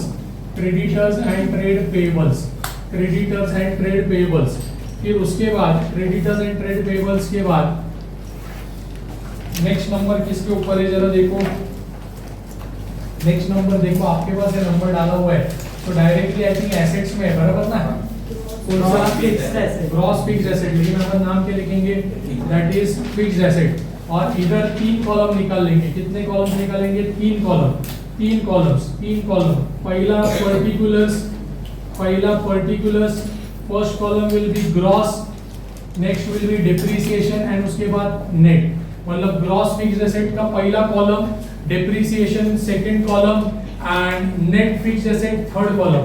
So hardly of 5 to 6 lines, 5 से 6 लाइंस का, 5 to 6 लाइंस का आपको ये चीज करने का है। Is it clear? हमारे पास आई थिंक 4-5 एसेट्स है, फिक्स्ड एसेट्स है। So gross, depreciation and net. तो इसका जो टोटल आएगा, 1 मिनट के लिए देखो, इसका जो टोटल आएगा ग्रॉस का, वो डायरेक्टली अपन मेन फॉर्मेट में ट्रांसफर करेंगे। डिप्रिसिएशन का जो टोटल आएगा वो डायरेक्टली ट्रांसफर कर देंगे, और उसके बाद नेट का जो टोटल आएगा वो डायरेक्टली बैलेंस शीट में एसेट साइड में ट्रांसफर कर देंगे। चलो, इसके बाद आगे बढ़ो। इसके बाद नेक्स्ट नंबर बोलो रे। नेक्स्ट क्या आएगा? डेटर्स एंड नंबर कितना आएगा? यहाँ पे नंबर मेरे से थोड़ा मिस आउट हो गया, इधर सेकंड, इधर थर्ड, इधर फोर्थ। डेटर्स एंड व्हाट रे? Trade receivable. जो नंबर हमने शेड्यूल उधर लिखा है वैसा ही वर्किंग नोट हमें ओपन करना पड़ेगा। सो एवरीबॉडी, इसके लिए एक 4-5 लाइन छोड़ दो। नेक्स्ट उसके बाद फिफ्थ चेक करो, फिफ्थ किसको नंबर डाला, क्या डाला number, gross gross turnover. So gross turnover, so gross turnover, तो उसमें सेल्स रिटर्न एक 4-5 लाइन छोड़ दो। नेक्स्ट उसके बाद क्या नंबर है जरा बोलो जल्दी से फटाफट, नंबर 6, इंक्रीज और डिक्रीज इन स्टॉक, तो इसके लिए भी एक 4 लाइन छोड़ दो। फिर उसके बाद नेक्स्ट नंबर क्या है जल्दी से बोलो, नंबर 7 पर्सोनल, बराबर ना, पर्सोनल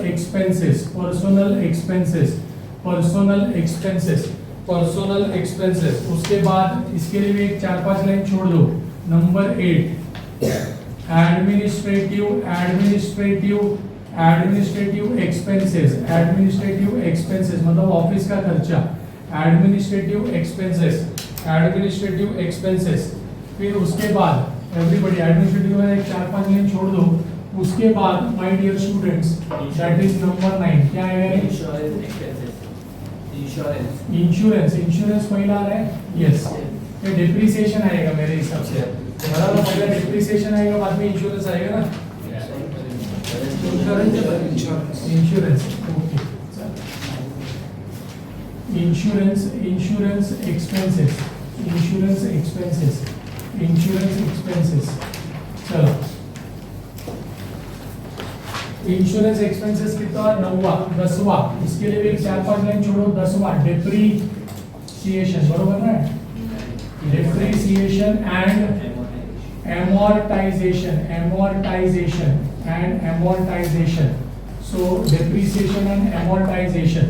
चलो इसके बाद डेप्रीसिएशन के लिए 5 लाइन छोड़ दो, 4-5 लाइन छोड़ दो। उसके बाद 11 नंबर इट विल बी ऊपर के हेड्स में जो नहीं आया वो इधर आएगा, अदर एक्सपेंसेस, हमेशा अदर एक्सपेंस बना देने का। सो आने दो या फिर नहीं आने दो, सेफर साइड, वैसे भी उसका नंबर लास्ट में ही है, ओके। तो ये हो गया प्री तैयारी। अभी अपना सम से अपन पोस्टिंग चालू करते हैं। सिर्फ मैंने main format statement of assets and liabilities को हटा दिया है बाजू से, वो आपके पास है। अगर कुछ लिखने का रहेगा तो मैं बोलूंगा, अकॉर्डिंगली आपको लिखने का है। चलो, so let's begin with our posting वाला पार्ट। पहला शुरुआत ट्रायल बैलेंस से करते हैं, trial balance is always having one effect. हो गया, इतना बना के तैयार है सब जन, यस और नो, यस। चलो एवरीबॉडी, चलो ट्रायल बैलेंस का डेबिट साइड में आ जाओ। पहला आइटम, सब मेरे साथ ही रहेंगे, कोई आगे नहीं भागेगा और कोई पीछे भी नहीं रहेगा। सो एवरीबॉडी, सुनना भी है, समझना भी है, कैलकुलेट भी करना और लिखना भी है।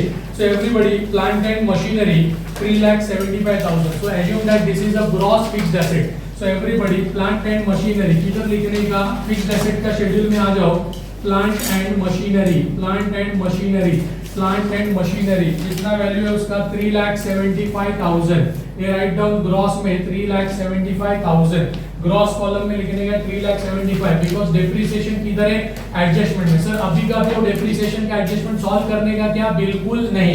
पहला ट्रायल बैलेंस का एक इफेक्ट दे दो, फिर उसके बाद दो इफेक्ट देने के लिए हम एडजस्टमेंट में आएंगे, ओके। सेम टेक्निक जैसे फाइनल अकाउंट्स ऑफ कंपनी किया था, जैसे एसवाई बीकॉम में पार्टनरशिप फाइनल अकाउंट किया था, जैसे एसवाई जेसी में पार्टनरशिप फाइनल अकाउंट किया, सेम मैनर में अपन इसको करेंगे। चलो इसके बाद है इन्वेस्टमेंट्स। तो इन्वेस्टमेंट्स के लिए अपने को किधर जाना पड़ेगा, इन्वेस्टमेंट का शेड्यूल है क्या हमारे पास, शेड्यूल है क्या, नहीं है। तो इन्वेस्टमेंट इधर सिंगल आइटम है। सो डायरेक्ट मेन फॉर्मेट में आ जाओ, आप लोग सब मेन फॉर्मेट में आ जाओ। चलो एवरीबॉडी, खुशी फटाफट एकदम माझ्या बरोबर इधर आयचं तर समजणार काय चालले ते। मेन फॉर्मेट में आ जाओ, statement of assets and liability, उसमें एसेट्स में आ जाओ और उसमें इन्वेस्टमेंट है क्या, देखो है क्या इन्वेस्टमेंट। तो डायरेक्ट इन्वेस्टमेंट के सामने आउटर कॉलम में डाल दो, आउटर कॉलम में 1,25,000 आउटर में लिखने का है, आउटर में 1,25,000 आउटर में लिखा सबने, यस और नो, यस। अभी मेरे पास due to lack of space यहाँ पे जगह नहीं है, इसके लिए मैंने वो मिटा दिया है, तो फिर वर्किंग नोट नहीं कर पाएंगे। तो मेन फॉर्मेट आपने जो लिखा है statement of assets and liabilities, उसमें एसेट्स में इन्वेस्टमेंट से, इन्वेस्टमेंट में आउटर कॉलम में 1,25,000 डाल दो। चलो नेक्स्ट, उसके बाद है सेल्स रिटर्न, इसको होल्ड पे रखो, जब तक हम सेल्स के पास नहीं पहुंचते रिटर्न्स माइनस नहीं कर सकते। आगे बढ़ो, फर्नीचर, सो एवरीबॉडी फर्नीचर, देखो अभी लाइन से furniture, motor vehicle, land and building, ये तीनों भी हमारा फिक्स्ड एसेट है। तो चलो भाई इधर आ जाओ वापस, शेड्यूल नंबर 3 में फर्नीचर लिख दो, राइट डाउन फर्नीचर। फर्नीचर का वैल्यू इट इज 1,17,500। फिर उसके बाद है motor vehicle it is given 1,50,000। उसके बाद land and building, so land and building it is given to us 2,50,000। सो ये सब ग्रॉस कॉलम में लिखने का है, ग्रॉस कॉलम में। सर इसके ऊपर नंबर है, इसके ऊपर एडजस्टमेंट है, तो अभी का भी ये सॉल्व करूं क्या? बिल्कुल नहीं, ये एडजस्टमेंट में जाने के बाद सॉल्व करेंगे। Is it clear sir? जगह भी का छोड़ने का हो गया, इधर कॉलम ही वैसा बनाया है, ऑटोमेटिकली डेप्रिसिएशन के लिए जगह बना दिया हमने। Is it clear? Simple logic रहेगा। ये जो ग्रॉस फिक्स्ड एसेट्स है उसमें से डेप्रिसिएशन माइनस होएगा तो हमको अल्टीमेटली क्या मिल जाएगा? Net fixed asset. चलो आगे, उसके बाद परचेजेस के लिए आ जाओ directly main format, statement of income and expenditure. So purchases directly अपने को दिया हुआ है और इनर कॉलम में हम लोग को लिखने का, इनर कॉलम में write down 7 lakh, it is 7 lakh purchases. हाँ, अगर परचेजेस के ऊपर परचेज रिटर्न होता सर, वो कहां पे मिलता था? क्रेडिट साइड में, तो हमको इसका शेड्यूल बनाना पड़ता। नेक्स्ट उसके बाद है ओपनिंग स्टॉक। तो ओपनिंग स्टॉक अपने को इंक्रीज एंड डिक्रीज में एडजस्ट करने का है। तो आ जाने का इधर 6th में इंक्रीज एंड डिक्रीज, और इधर फॉर्मूला आप ही लिख दो, closing stock minus opening stock. Closing stock में से क्या माइनस करने का? Opening stock. पॉजिटिव आंसर आया तो it will be treated as increase in stock, negative answer आया it will be treated as decrease in stock. वो लास्ट में पता चलेगा। तो कितना है? 1,15,000, 1,15,000। Sir what about closing stock? Closing stock का टाइम है, वो कहां मिलेगा? एडजस्टमेंट में। अभी तक एडजस्टमेंट में हम पहुंचे नहीं, वेट एंड वॉच। चलो हो गया, लिखा? चलो आगे, कोई कंफ्यूजन नहीं है। काही नाही, 20 मार्क नाही मिळाले तरी पोस्टिंगचे मार्क मिळतील, 12 13 जो भी मिलेगा वो अपना मार्क्स से ही है। So everybody after this salaries, ये सैलरीज ये कौन से कैटेगरी में आएगा? पर्सनल एक्सपेंसेस में। तो भाई सैलरीज के ऊपर कोई नंबर है क्या? Yes there is a number adjustment number 3। वो सॉल्व बाद में करेंगे लेकिन जगह छोड़ के रखना पड़ेगा। सो एवरीबॉडी पर्सनल एक्सपेंस में आओ। यस, कोणीतरी हात मारले असं मला वाटलं, असं भास झालं वाटतं सर म्हणून। ओके, टाइम हो रहा है क्या? व्हाट टाइम है? सो अभी काय को आवाज दी। तो एवरीबॉडी दैट इज सैलरीज। अच्छा, अभी ये लिखते समय जरा मेरे क्वेश्चन का आंसर दो। पर्सनल एक्सपेंस में और कोई चीज लिखने जैसा है क्या? पर्सनल में सैलरीज तो आने वाला है, लेकिन सैलरीज के साथ और कुछ आएगा क्या? कुछ है क्या वहां पे? जरा देखो जो पर्सनल में लिखने जैसा है, नहीं है। सो एवरीबॉडी कभी वो हम लोगों को ना कंफ्यूजन क्रिएट होता है। अगर और आगे कुछ और आइटम्स आया तो अपन एक काम करेंगे, एडजस्टमेंट है तो इनर में ही लिख देंगे, तो वो टेंशन ही नहीं रहेगा। सो सैलरीज कितने रहे? 1,55,000 इनर में लिखो, अंदर कॉलम निकाला नहीं है लेकिन हम इनर में लिखेंगे। क्यों रे? उसके ऊपर एडजस्टमेंट है।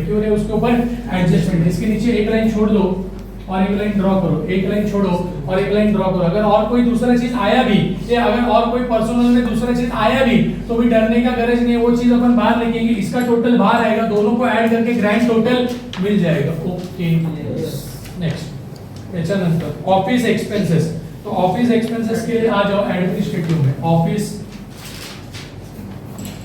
एक्सपेंसेस। और माय डियर स्टूडेंट वो ऑड फिगर दिया है 1,05,000।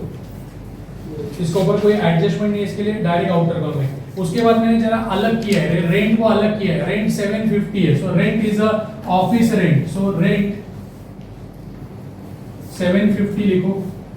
और उसका इंश्योरेंस को 38,000 अलग किया है। सो इंश्योरेंस आ जाओ, इंश्योरेंस में और इधर लिख दो इंश्योरेंस, इधर आके लिख दो insurance.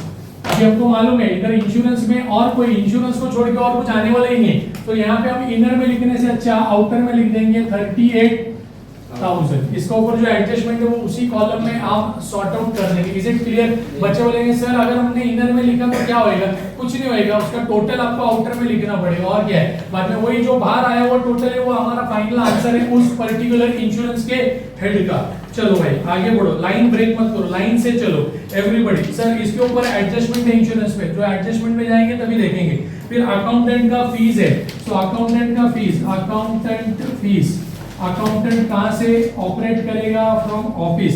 So everybody it is 8750।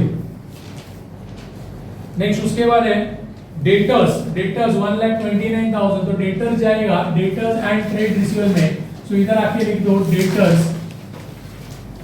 Debtors and amount is 1,29,000, 1,29,000, 1,29,000। फिर उसके बाद है कैश एंड बैंक। चलो कैश एंड बैंक के लिए आप मेन फॉर्मेट में जाओ, statement of assets and liability, main format में जाओ सब जन, एवरीबॉडी मेन फॉर्मेट में जाओ और उधर कैश एंड कैश इक्विवेलेंट है क्या देखो, एसेट्स में जाओ कैश एंड कैश इक्विवेलेंट है क्या देखो, और उसके डायरेक्ट आउटर कॉलम में, डायरेक्ट आउटर कॉलम में लिखने का है 1,09,250, 1,09,250, 1,09,250। Is it clear? यस और नो? यस।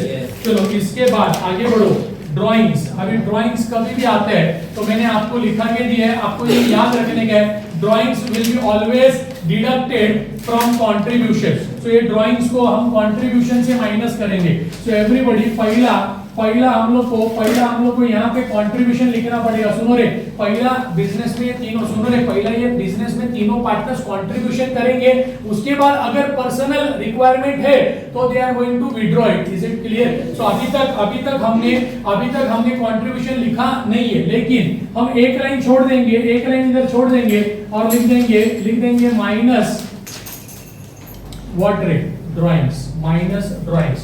कितना भाई? सलमान भाई 30,000, एक लाइन छोड़ के लिखो, अरबाज भाई 50,000 एंड सोहेल 47,500। एक लाइन छोड़ दी। सर एक लाइन क्यों छोड़ा? पहला कंट्रीब्यूशन किधर मिलेगा? अभी तुरंत मिलेगा अपने को क्रेडिट साइड में। चलो भाई ये होने के बाद बिल रिसीवेबल, ये बिल रिसीवेबल 45,750 किधर जाएगा भाई? डेटर्स एंड ट्रेड रिसीवेबल में लिखने के bills receivable, it is 45,750, printing and stationery, ये printing and stationery, so printing and stationery का ज्यादा जरूरत किधर रहता है? ऑफिस में, तो ये किधर हिट होएगा? ऑफिस एंड एडमिनिस्ट्रेटिव में। So printing and stationery, printing and stationery. अब अमाउंट देखो किधर, इसके ऊपर नंबर है क्या?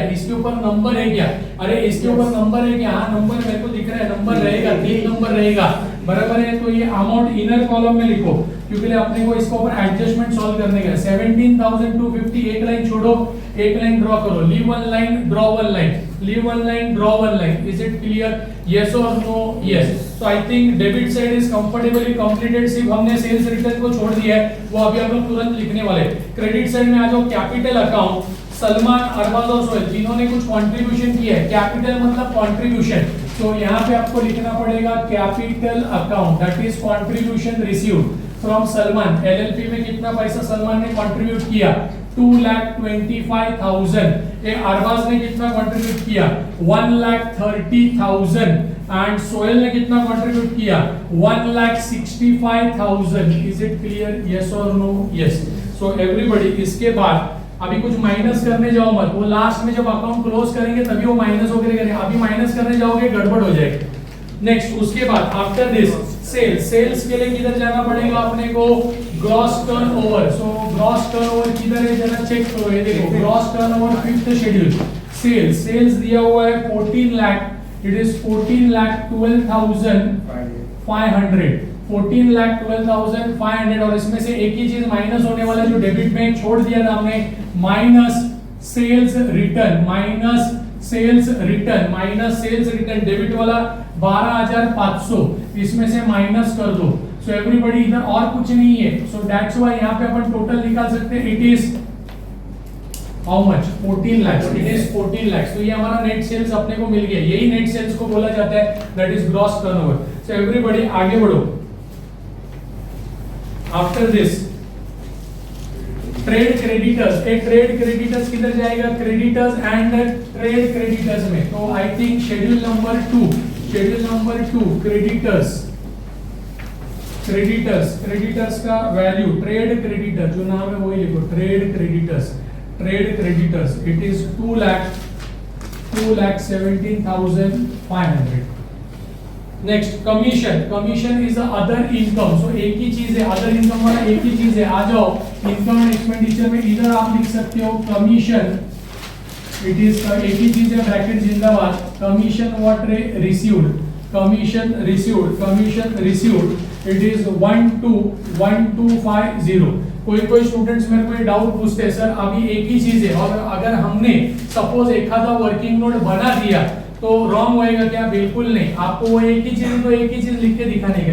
Is it clear? यस और नो? Yes it is. अब एक चीज है तो अवॉइड करो वर्किंग नोट करने का. चलो आगे बढ़ो. इसके बाद ये 1250 लिखा. Bill payable. तो बिल पेबल किधर जाएगा? वापस आ जाओ क्रेडिटर एंड ट्रेड पेबल में. Bills payable. So everybody bills payable में amount is 90,500. Next उसके बाद है bank loan. So bank loan is a part of secured loan. So आपको कुछ तो एजेंशन लगाना है तो मैंने ये एजेंशन लगाया, ये सेक्योर्ड लोन है.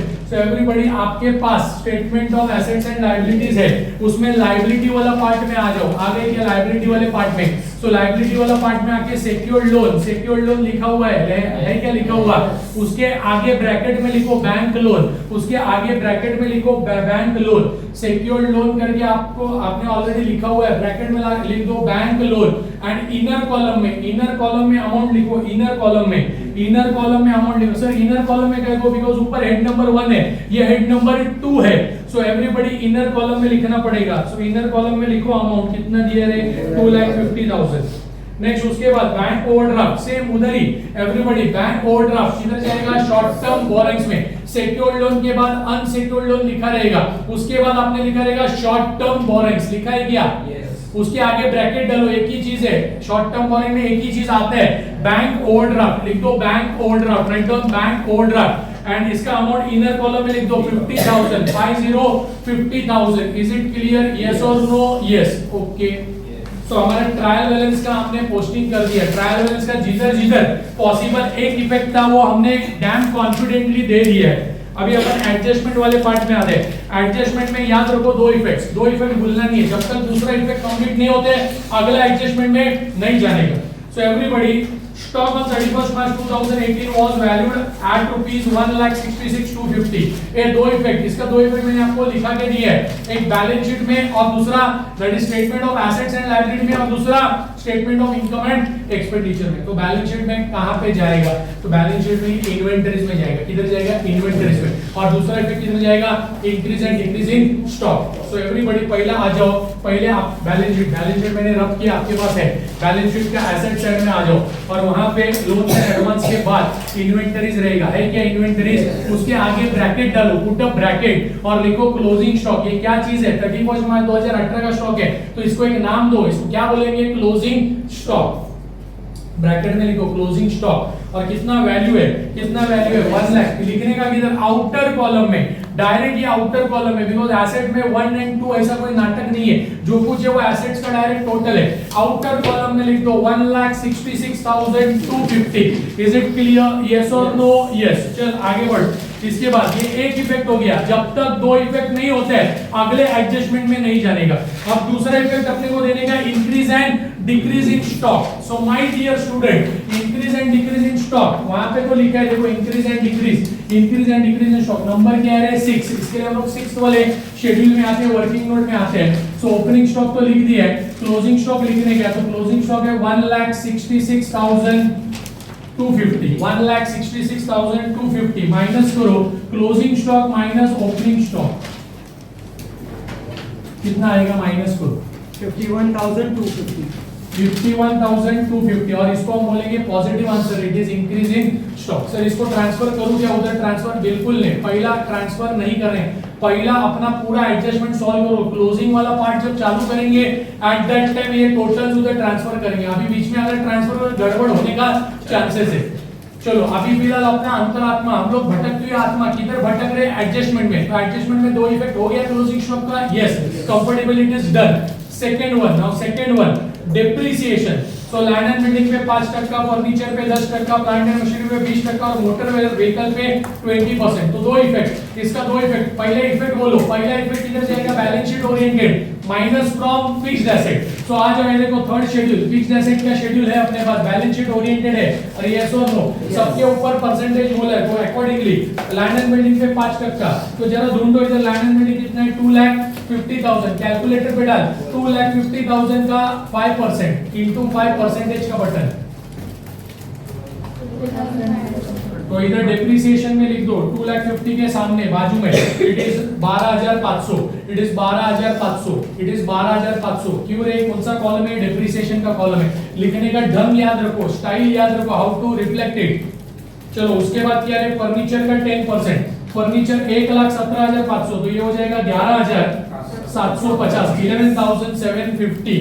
नेक्स्ट उसके बाद कितना है, प्लांट एंड मशीनरी 20%, सो 3,75,000, उसका डबल, दैट 3,75,000 का 10% निकालो एवरीबॉडी और उसको डबल करो, या फिर कैलकुलेटर जिंदाबाद, कितना आता है बोल, 20%, 75,000। अरे आया क्या सबको, अरे आया क्या सबको, आया। चलो नेक्स्ट उसके बाद मोटर गाड़ी, मोटर व्हीकल 20%, सो 1,50,000 का 10 कम करेंगे तो 10%, 15,000, उसका double, it will B 30,000, it will be 30,000, it will be 30,000। Is it clear? ये हो गया अपना एक इफेक्ट, ये हो गया अपना एक इफेक्ट, वन इफेक्ट। इसका दूसरा effect depreciation, depreciation is a loss and loss is to be reflected on statement of income and expenditure under the expenses. भले एक्सपेंसेस लिखे, एक्सपेंसेस एंड लॉस है। सो एवरीबॉडी देख इधर डेप्रिसिएशन एमोर्टाइजेशन है, number क्या है 10, सो नंबर 10 इधर आने का और लिखने का depreciation, depreciation, depreciation double underline on. पहला किसके ऊपर बोला था रे, land and building, land and building. So land and building का कितना रे, 12,500, 12,500। फिर उसके ऊपर नेक्स्ट उसके बाद हमने ढूंढा था किसके ऊपर है, furniture. So on furniture, on furniture, furniture कितना रे, 11,750। फिर उसके बाद on plant and machinery, plant and machinery कितना था, सॉरी उसके बाद बराबर ना, ऐसे है ना, हाँ, प्लांट एंड मशीनरी कितना है, 75,000। फिर उसके बाद on motor vehicle, on motor vehicle, so motor vehicle का कितना है, 30,000, 30,000। सो एवरीबॉडी इधर और कुछ आने वाला नहीं, इसका टोटल ले लो, यहाँ पे जो टोटल आने वाला है वही यहाँ पे भी टोटल आएगा। एवरीबॉडी इधर भी टोटल से लिया तो भी चलेगा, तो यहाँ पे टोटल ले लो और वही टोटल उठा के उधर डालो। तो एवरीबॉडी एक टोटल, एक टोटल, एक टोटल 1,29,250, 1,29,250 उधर भी लिख दो और इधर भी लिख दो, 1,29,250 दोनों जगह पे लिख दो, 1,29,250 दोनों जगह पे लिख दो। इज इट क्लियर, यस और नो, यस और नो, यस, कोई कंफ्यूजन नहीं रहना मांगते हैं। Is it clear? चलो कुछ अलग नहीं है, आप अगर आपको कंपनी फाइनल अकाउंट थोड़ा भी मालूम है, थोड़ा भी नॉलेज है, तो आप आराम से आपको ये सब समझिएगा exactly what is going on. अच्छा, इसमें परफेक्शन लाने के लिए आपको प्रैक्टिस करना पड़ेगा, घर पे जरा फॉर्मेट्स रीड करना पड़ेगा। सर अभी इतना टाइम लग रहा है, तो एग्जाम में कितना टाइम लगेगा? अभी टाइम लगने का कारण है एक्सप्लेनेशन, मेरा ज्यादा टाइम एक्सप्लेनेशन में जा रहा है, इसके लिए टाइम लग रहा है। एक बार फॉर्मेट्स एडजस्टमेंट का इफेक्ट आपके माइंड में क्लियर है तो धड़ाधड़ फटाफट आप ये आराम से सॉल्व कर सकते हो। चलो आगे बढ़ो। दो इफेक्ट हो गया क्या? जब तक दो इफेक्ट होता नहीं हिलने का नहीं वहां से। क्लियर है? दो इफेक्ट हुआ क्या? यस, यहाँ पे माइनस होने वाला है और यहाँ पे शो ऑफ हमने कर दिया। उसके बाद थर्ड एडजस्टमेंट में आ जाओ। Come on third adjustment, provide for following outstanding expenses on 31 March 2018। So outstanding जब भी आते हैं, आउटस्टैंडिंग एक्सपेंसेस जब भी आते हैं माय डियर स्टूडेंट, हमें करना क्या है? हमें करना क्या है? दो इफेक्ट, एक तो प्लस और दूसरा क्या आएगा रे? लायबिलिटीज। एक तो प्लस और दूसरा लायबिलिटीज। लेकिन लायबिलिटी में कहां पे? तो मैंने ऑलरेडी आपके साथ डिस्कस किया है। लायबिलिटी में ये जाएगा क्रेडिटर्स एंड ट्रेड पेएबल में, because it is outstanding expenses. और कैटेगरी दो इसमें, एक तो सैलरी आउटस्टैंडिंग है, प्रिंटिंग एंड स्टेशनरी। तो पहला सैलरी 20,000 आउटस्टैंडिंग है। चलो भाई सैलरी किधर है? देखो पर्सनल एक्सपेंस में आ जाओ, पर्सनल एक्सपेंस में आ जाओ। पहला इफेक्ट प्लस, प्लस मतलब इधर ऐड करने का। इधर वर्ड देखो आउटस्टैंडिंग सैलरीज, आउटस्टैंडिंग सैलरीज कितना rate? 20,000, 20,000 1,55,000 plus 20, so outer column में फेंक दो, मतलब लिख दो दैट इज 1,75,000। तो ये एक इफेक्ट हो गया, ये एक इफेक्ट हो गया। इसका दूसरा इफेक्ट अपने को देने का है। दूसरा इफेक्ट देने का क्रेडिटर्स एंड ट्रेड पेबल में आके outstanding expenses and income received in advance हमें इधर लिखने का है, ये याद रखने का है आपको। सो इधर लिख दो आउटस्टैंडिंग सैलरीज इट इज 20,000, जितना ऐड किया वो। तो इसका प्रैक्टिकल मतलब क्या होता है माय डियर स्टूडेंट, देखो टोटल सैलरीज है 1,75,000, उसमें से 1,55,000 ट्रायल बैलेंस में आया, मतलब वो पेड है, वो दे दिया हमने। लेकिन ये 20,000 भी हमारा ये साल का सैलरीज एक्सपेंसेस है, इसके लिए इधर प्लस किया है, लेकिन अभी तक ये दिया नहीं है। देने का मतलब payable, any kind of payable is a liability. इसके लिए दूसरा इफेक्ट इसका लायबिलिटी, लेकिन किधर, तो फॉर्मेट एलएलपी का format says that creditor trade payables में इसको दिखाने का। ओके, तो अभी भी एक एक्सपेंस बाकी है, प्रिंटिंग एंड स्टेशनरी 6,000 आउटस्टैंडिंग है। तो चलो भाई प्रिंटिंग एंड स्टेशनरी के आ जाओ, administrative because it is office expense, इधर आके ऐड कर दो, it is outstanding printing and stationery it is 6,000, चलो 17,250 प्लस 6,000 23,250 एग्जैक्टली 23,250 23,250 एक इफेक्ट हो गया। इसका दूसरा इफेक्ट देने का, कोई भी आउटस्टैंडिंग एक्सपेंस आने दो। यहाँ पे आउटस्टैंडिंग सैलरी प्रिंटिंग स्टेशनरी है, शायद आपके टाइम आउटस्टैंडिंग इंश्योरेंस आ सकते हैं, आउटस्टैंडिंग वेजेस आ सकते हैं, कोई भी एक्सपेंसेस आउटस्टैंडिंग आ सकते हैं। तो उसका दूसरा इफेक्ट अपने को इधर ही देने का है। So outstanding printing and stationery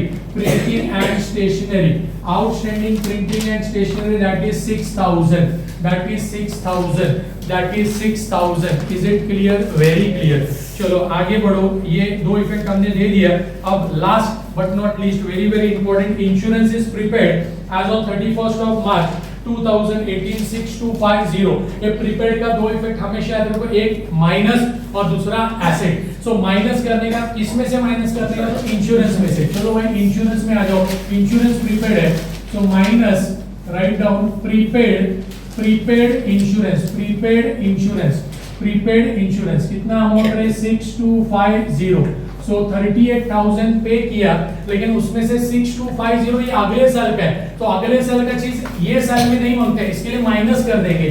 so minus कर दो, कितना आएगा, वो ये साल का खर्चा मिलेगा अपने को 31,750 31,750 ये साल का है, और अगले साल का दे तो दिया है और यहाँ से माइनस कर दिया है, पैसा दे दिया है, लेकिन बेनिफिट अभी तक मिला नहीं। तो benefit is receivable, any kind of receivable is our asset. लेकिन सर ये करंट एसेट है क्या नॉन करंट एसेट है, ये झमेले में पड़ने का ही नहीं, ये हमने एज एडवांस पे करके रखा है, तो इसका इफेक्ट अपने को रिसीवेबल है। सो अपने को ये दिखाना पड़ेगा लोन्स एंड एडवांसेस में। तो आपके पास statement of assets and liabilities है, बनाए हुए अपने balance sheet, statement of assets and liability open करो और उसमें लोन्स एंड एसेट्स साइड में आ जाओ, और उसमें लोन्स एंड एडवांसेस है क्या, देखो लोन्स एंड एडवांसेस ब्रैकेट जिंदाबाद, एक ही चीज है, इसके लिए ब्रैकेट डालो, पुट अप ब्रैकेट, उसके आगे ब्रैकेट डालो, लोन्स एंड एडवांस के आगे लिखो प्रीपेड इंश्योरेंस, क्या लिखने का, ब्रैकेट डाल के prepaid insurance and outer column में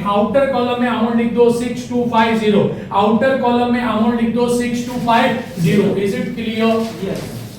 चलो तो ऐसा करके हमने इसका भी दूसरा इफेक्ट दे दिया। 4 एडजस्टमेंट पूछे थे, most common adjustment maximum time में पूछे जाते हैं, और जैसे जैसे हम आगे बढ़ेंगे सुनो और वैरायटी ऑफ एडजस्टमेंट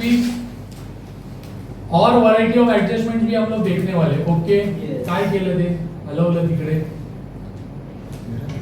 कोण हर्षली हम कोण मकबूल उधर बैठे हैं, उधर से वो हिला दिया कैमरा।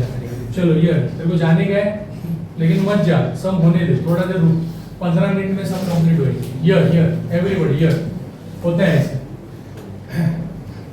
हाँ, कहा था, लिंक किया था। हाँ, now we are going to close the account. अब अकाउंट क्लोज करने के लिए एकदम अलग, अभी ये टेक्निक जरा दिमाग में सेट करो।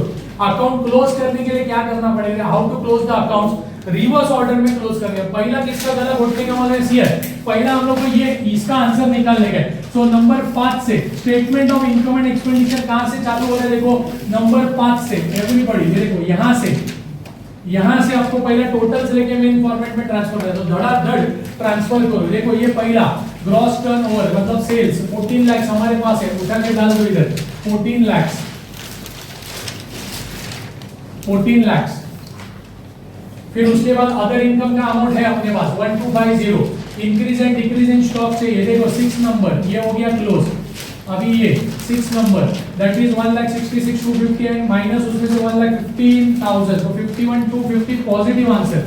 सो एवरीबॉडी इधर लिख दो 51,250 पॉजिटिव है, टेंशन ही नहीं। अब ये तीनों का टोटल आउटर में डालो कैलकुलेटर पे 14 lakh plus 1250 plus 51,250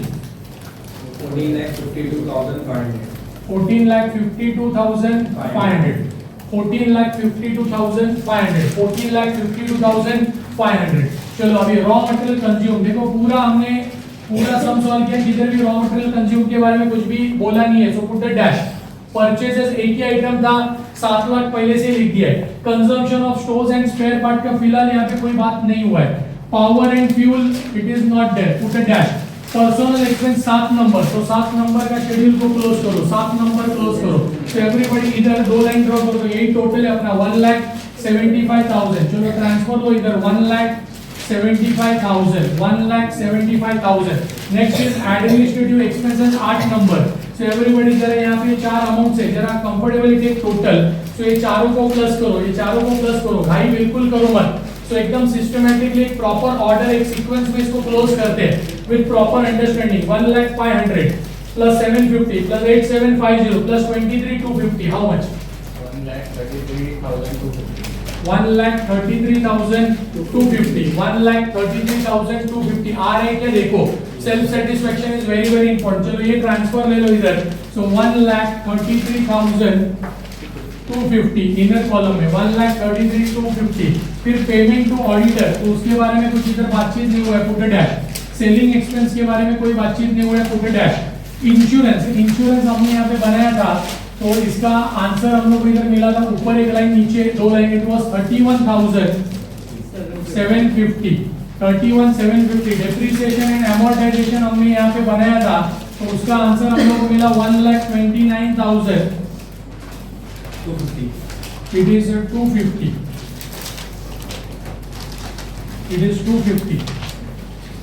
interest paid. So interest paid कुछ नहीं है। अदर एक्सपेंसेस कोशिश किया था, लेकिन अदर एक्सपेंसेस में भी कुछ नहीं आया, so it was a dash. यहाँ पे डैश डाल दो। अब 11 नंबर के बाद यहाँ पे ये डैश मारने में एक लाइन ड्रॉ करो। ये जो इनर कॉलम है 7 लाख, ये सबका टोटल लो 7 लाख डालो कैलकुलेटर में। 7 lakh plus 1,75,000 plus 1,33,250 plus 31,750 plus 1,29,250 11,69,250 11,69,250 check करो इतना आ रहा है 11,69,250। अभी क्या करने के अपने को? इनकम्स में से एक्सपेंसेस को माइनस करने के। सो 1 - 2 करेंगे तो आंसर अपने को मिलेगा, we will get our answer that is called as net profit. कैसे आएगा ये? 1 - 2। सो एवरीबॉडी इसके नीचे एक लाइन ड्रॉ करता हूं। 14 लाख 14,52,500 माइनस 11,69,250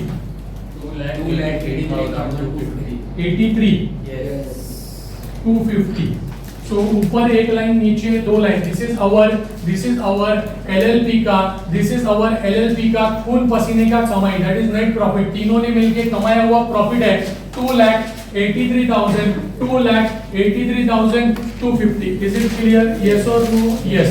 सो नाउ इसके बाद आपको एक 12 नंबर का शेड्यूल बनाना पड़ेगा। जैसे आपको नेट प्रॉफिट मिलेगा, एक्चुअली एक्सपेक्टेड था माय डियर स्टूडेंट, यहाँ पे लिखना सुनो रे, net profit before tax less provision for tax, मतलब टैक्स का अमाउंट माइनस कर देगा और फिर नेट प्रॉफिट आफ्टर टैक्स। लेकिन इधर टैक्स है ही नहीं, टैक्स से कुछ बात नहीं किया। अगले समय बात करेंगे तो अपन वो माइनस करके दिखाएंगे। तो यहाँ पे बिफोर टैक्स से आफ्टर टैक्स का अमाउंट है। सो एवरीबॉडी इसके बाद एक 12 नंबर का शेड्यूल, इसको लिखो प्रॉफिट ट्रांसफर्ड। कितना प्रॉफिट ट्रांसफर करने का? Profit transferred. क्या है शेड्यूल का नाम? क्या देने का? Profit transferred. एक 2,83, 2,83, 258। सो तीनों में डिस्ट्रीब्यूट करने का, तीन कौन रहे, तीन पार्टनर, सलमान, उसके बाद अरबाज, उसके बाद सोहेल। सो तीनों में डिस्ट्रीब्यूट करने का इनका रेशियो मालूम है क्या तुम लोग को? रेशियो मालूम है क्या? 2:1:2, 2/5, 1/5 एंड 2/5। सो इसको मैं थोड़ा ऐसा लिखता हूँ, everybody 2,83,250 into 2:1:2, 2/5, 1/5 and 2/5। So everybody ये कैलकुलेशन करो, डालो कैलकुलेटर पे 2,83,250 into 2/5 कितना आ रहा है? 2,83,250 into 2 divided by 5 13,300 1,13,300। नेक्स्ट उसके बाद Arbaaz 2,83,250 into 1 divided by 5 56,650. 56,650, 56,650, 56,650, 2,83,250 into 2/5। तो ऑलरेडी जो सलमान को हिस्सा मिला वही सोहेल को भी मिलने वाला है, 1,13,300। अरे समझा क्या? और ये तीनों का टोटल वही दिखाने का 2,83,250।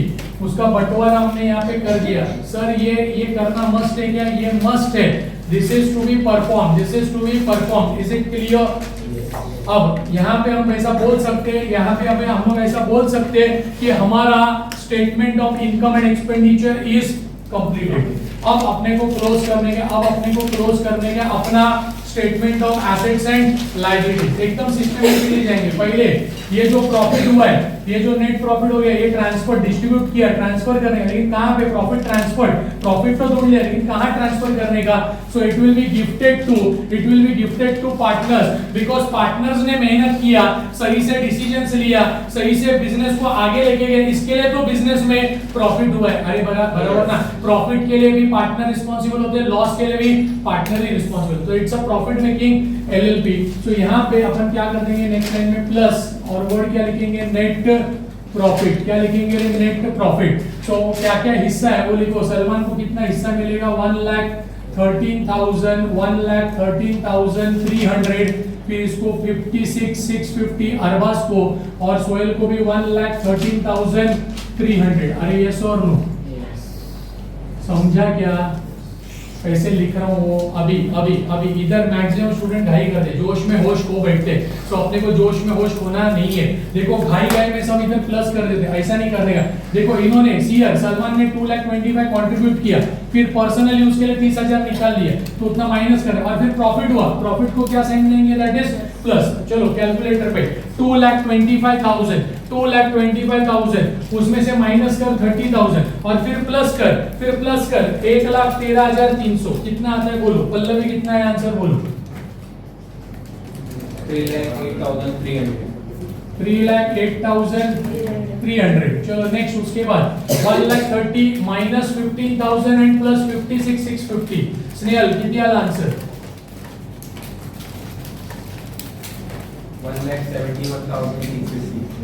1,71,650। आशीष कितना? Third one 1,65,000 minus 47,500 plus 1,13,300। 2,30,800। 2,30,800। जिसका नाम मैंने लिया, एक ने भी मेरे को वेरी गुड। चलो सो एवरीबॉडी हियर एक बार चेक करा दोगी इतना आ रहा है क्या? अभी हम लोग ये सब बैलेंसेस क्लोज करेंगे। कौन सा शेड्यूल्स है? 1, 2, 3 और 4, और ये चारों भी हमारा statement of assets and liability से जुड़ा हुआ है। सो एवरीबॉडी जरा इसका टोटल, ये तीनों का टोटल करना है। ये तीनों का जो टोटल रहेगा वो contribution received by all partners रहेगा। सो कैलकुलेटर पे डाल 3,08,300 प्लस 1,71,650 प्लस 2,30,800। तो सबको प्लस कर, तीनों को प्लस कर, कितना आ रहा है बोल? कितना? 7,10,750।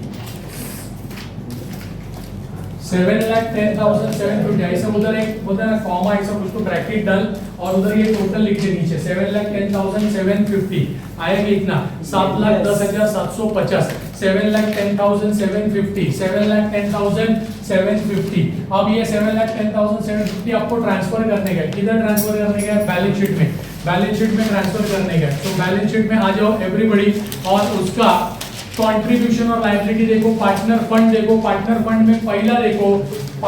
में पहला देखो कंट्रीब्यूशन रिसीव्ड है क्या कंट्रीब्यूशन रिसीव्ड अरे कंट्रीब्यूशन रिसीव्ड है क्या आपने लगा लिया शेड्यूल 1 और इनर कॉलम में लिखो 7 लाख तीनों का टोटल लिखने का टोटल 7,10,750 7,10,750 इनर कॉलम में लिखा चलो नेक्स्ट उसके बाद फॉर्मेट उसी फॉर्मेट पे रहो नेक्स्ट है रिजर्व्स एंड सरप्लस पूरा क्वेश्चन पढ़ा किधर भी रिजर्व्स एंड सरप्लस के बारे में कुछ भी बोला नहीं put a dash inner column में डैश फिर आपको टोटल बाहर ट्रांसफर करना पड़ेगा जो डैश मारा उसके बाजू के कॉलम में आपको टोटल लिखने का टोटल कितना आएगा वही 7,10,750 7,10,750 आउटर कॉलम में डाल दिया यस और नो उसके बाद लायबिलिटीज वाला हेड है उसमें सिक्योर्ड हमने ऑलरेडी लिखा है अनसिक्योर्ड कुछ भी नहीं है पुट अ डैश अनसिक्योर्ड कुछ भी नहीं है पुट अ डैश उसके बाद नेक्स्ट क्या है बोलो उसके बाद क्या है शॉर्ट टर्म बोरिंग हमने लिख के रखा है बैंक ओवरड्राफ्ट फिर उसके बाद नेक्स्ट क्या है शॉर्ट टर्म बोरिंग के बाद नेक्स्ट क्या है creditors and trade payables so everybody ये देखो working note number second so everybody इसका टोटल लो और उधर भी हमने लिख के रखा है नंबर सेकंड शेड्यूल में डाला है तो शेड्यूल नंबर 2 का टोटल चलो डालो कैलकुलेटर पे 2,17,500 प्लस 90,500 प्लस 20,000 एंड प्लस 6,000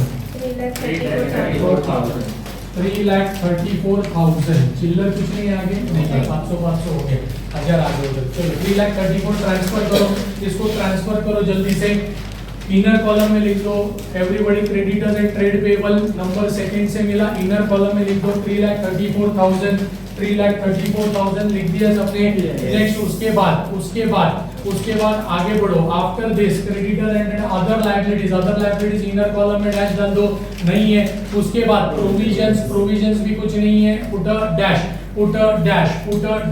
अब ये इनर कॉलम का ग्रैंड टोटल आउटर कॉलम में ले लो इनर कॉलम का grand total short term provision के बाद एक लाइन ड्रॉ कर दो और बाजू के आउटर कॉलम में टेक टोटल 6,34,000 आ रहे हैं देखो 6,34,000 आ रहे हैं चेक करो 6,34,000 अभी head number 1 and head number 2 दोनों को प्लस करो आपको टैली अमाउंट मिल जाएगा head number 1 plus head number 2 head number 1 का टोटल बोल दैट इज 7,10,750 और अभी हेड नंबर 2 लायबिलिटीज का टोटल कितना आया लायबिलिटी का टोटल 6,34,000 वो दोनों को प्लस करो ये 7 लाख समथिंग और वो 6 लाख समथिंग दोनों को प्लस कर तेरे को टैली अमाउंट मिलेगा और वो टैली अमाउंट आया कैसे वो भी लिख के दिखाने का total head number 1 plus 2 head number 1 plus 2 कितना टैली अमाउंट बोलो टैली अमाउंट कितना है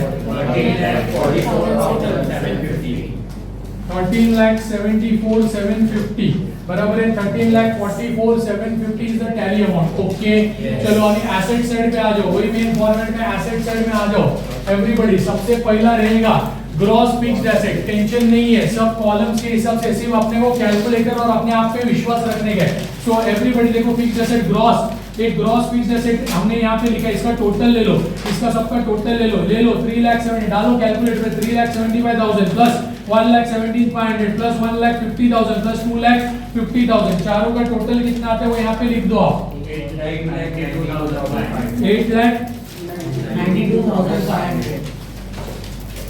8,92,500 ओके एवरीबॉडी अब ये नेट वाला कॉलम बहुत सारे बच्चे बोलते हैं हाँ ये मिल गया इसमें से ये माइनस किया तो ये ऐसा नहीं चलेगा इसको ऐसे ही इनकम्प्लीट नहीं छोड़ सकते तो ये धड़ाधड़ माइनस करके ये भी सब निकाल लो डालो 3,75,000 माइनस ये ग्रॉस फिक्स्ड एसेट में से डेप्रिसिएशन माइनस होगा तो नेट मिलेगा 3,75,000 माइनस 75 3 लाख फिर 1,17,500 minus 11,750 1,05,750 1,05,750, 1,05,750, 1,50,000 minus 30, 1,20,000, 1,20,000, 2,50,000 minus 12,500, so it will be 2,12,000, 37,500, extremely sorry, 37,500.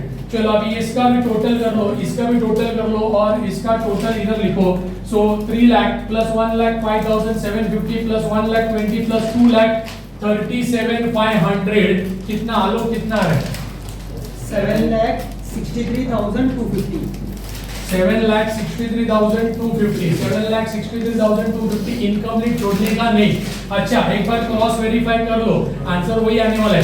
सो कैलसी पे डालो 8,92,500 माइनस 1,29,250 का डेप्रिसिएशन, आपको आंसर मिलना चाहिए 7,63,250. अब ये तीनों अमाउंट्स हम लोग को लगने वाला है. ये तीनों अमाउंट्स उठा के अपने को लिखने का है. पहला ये, फिर ये और ये.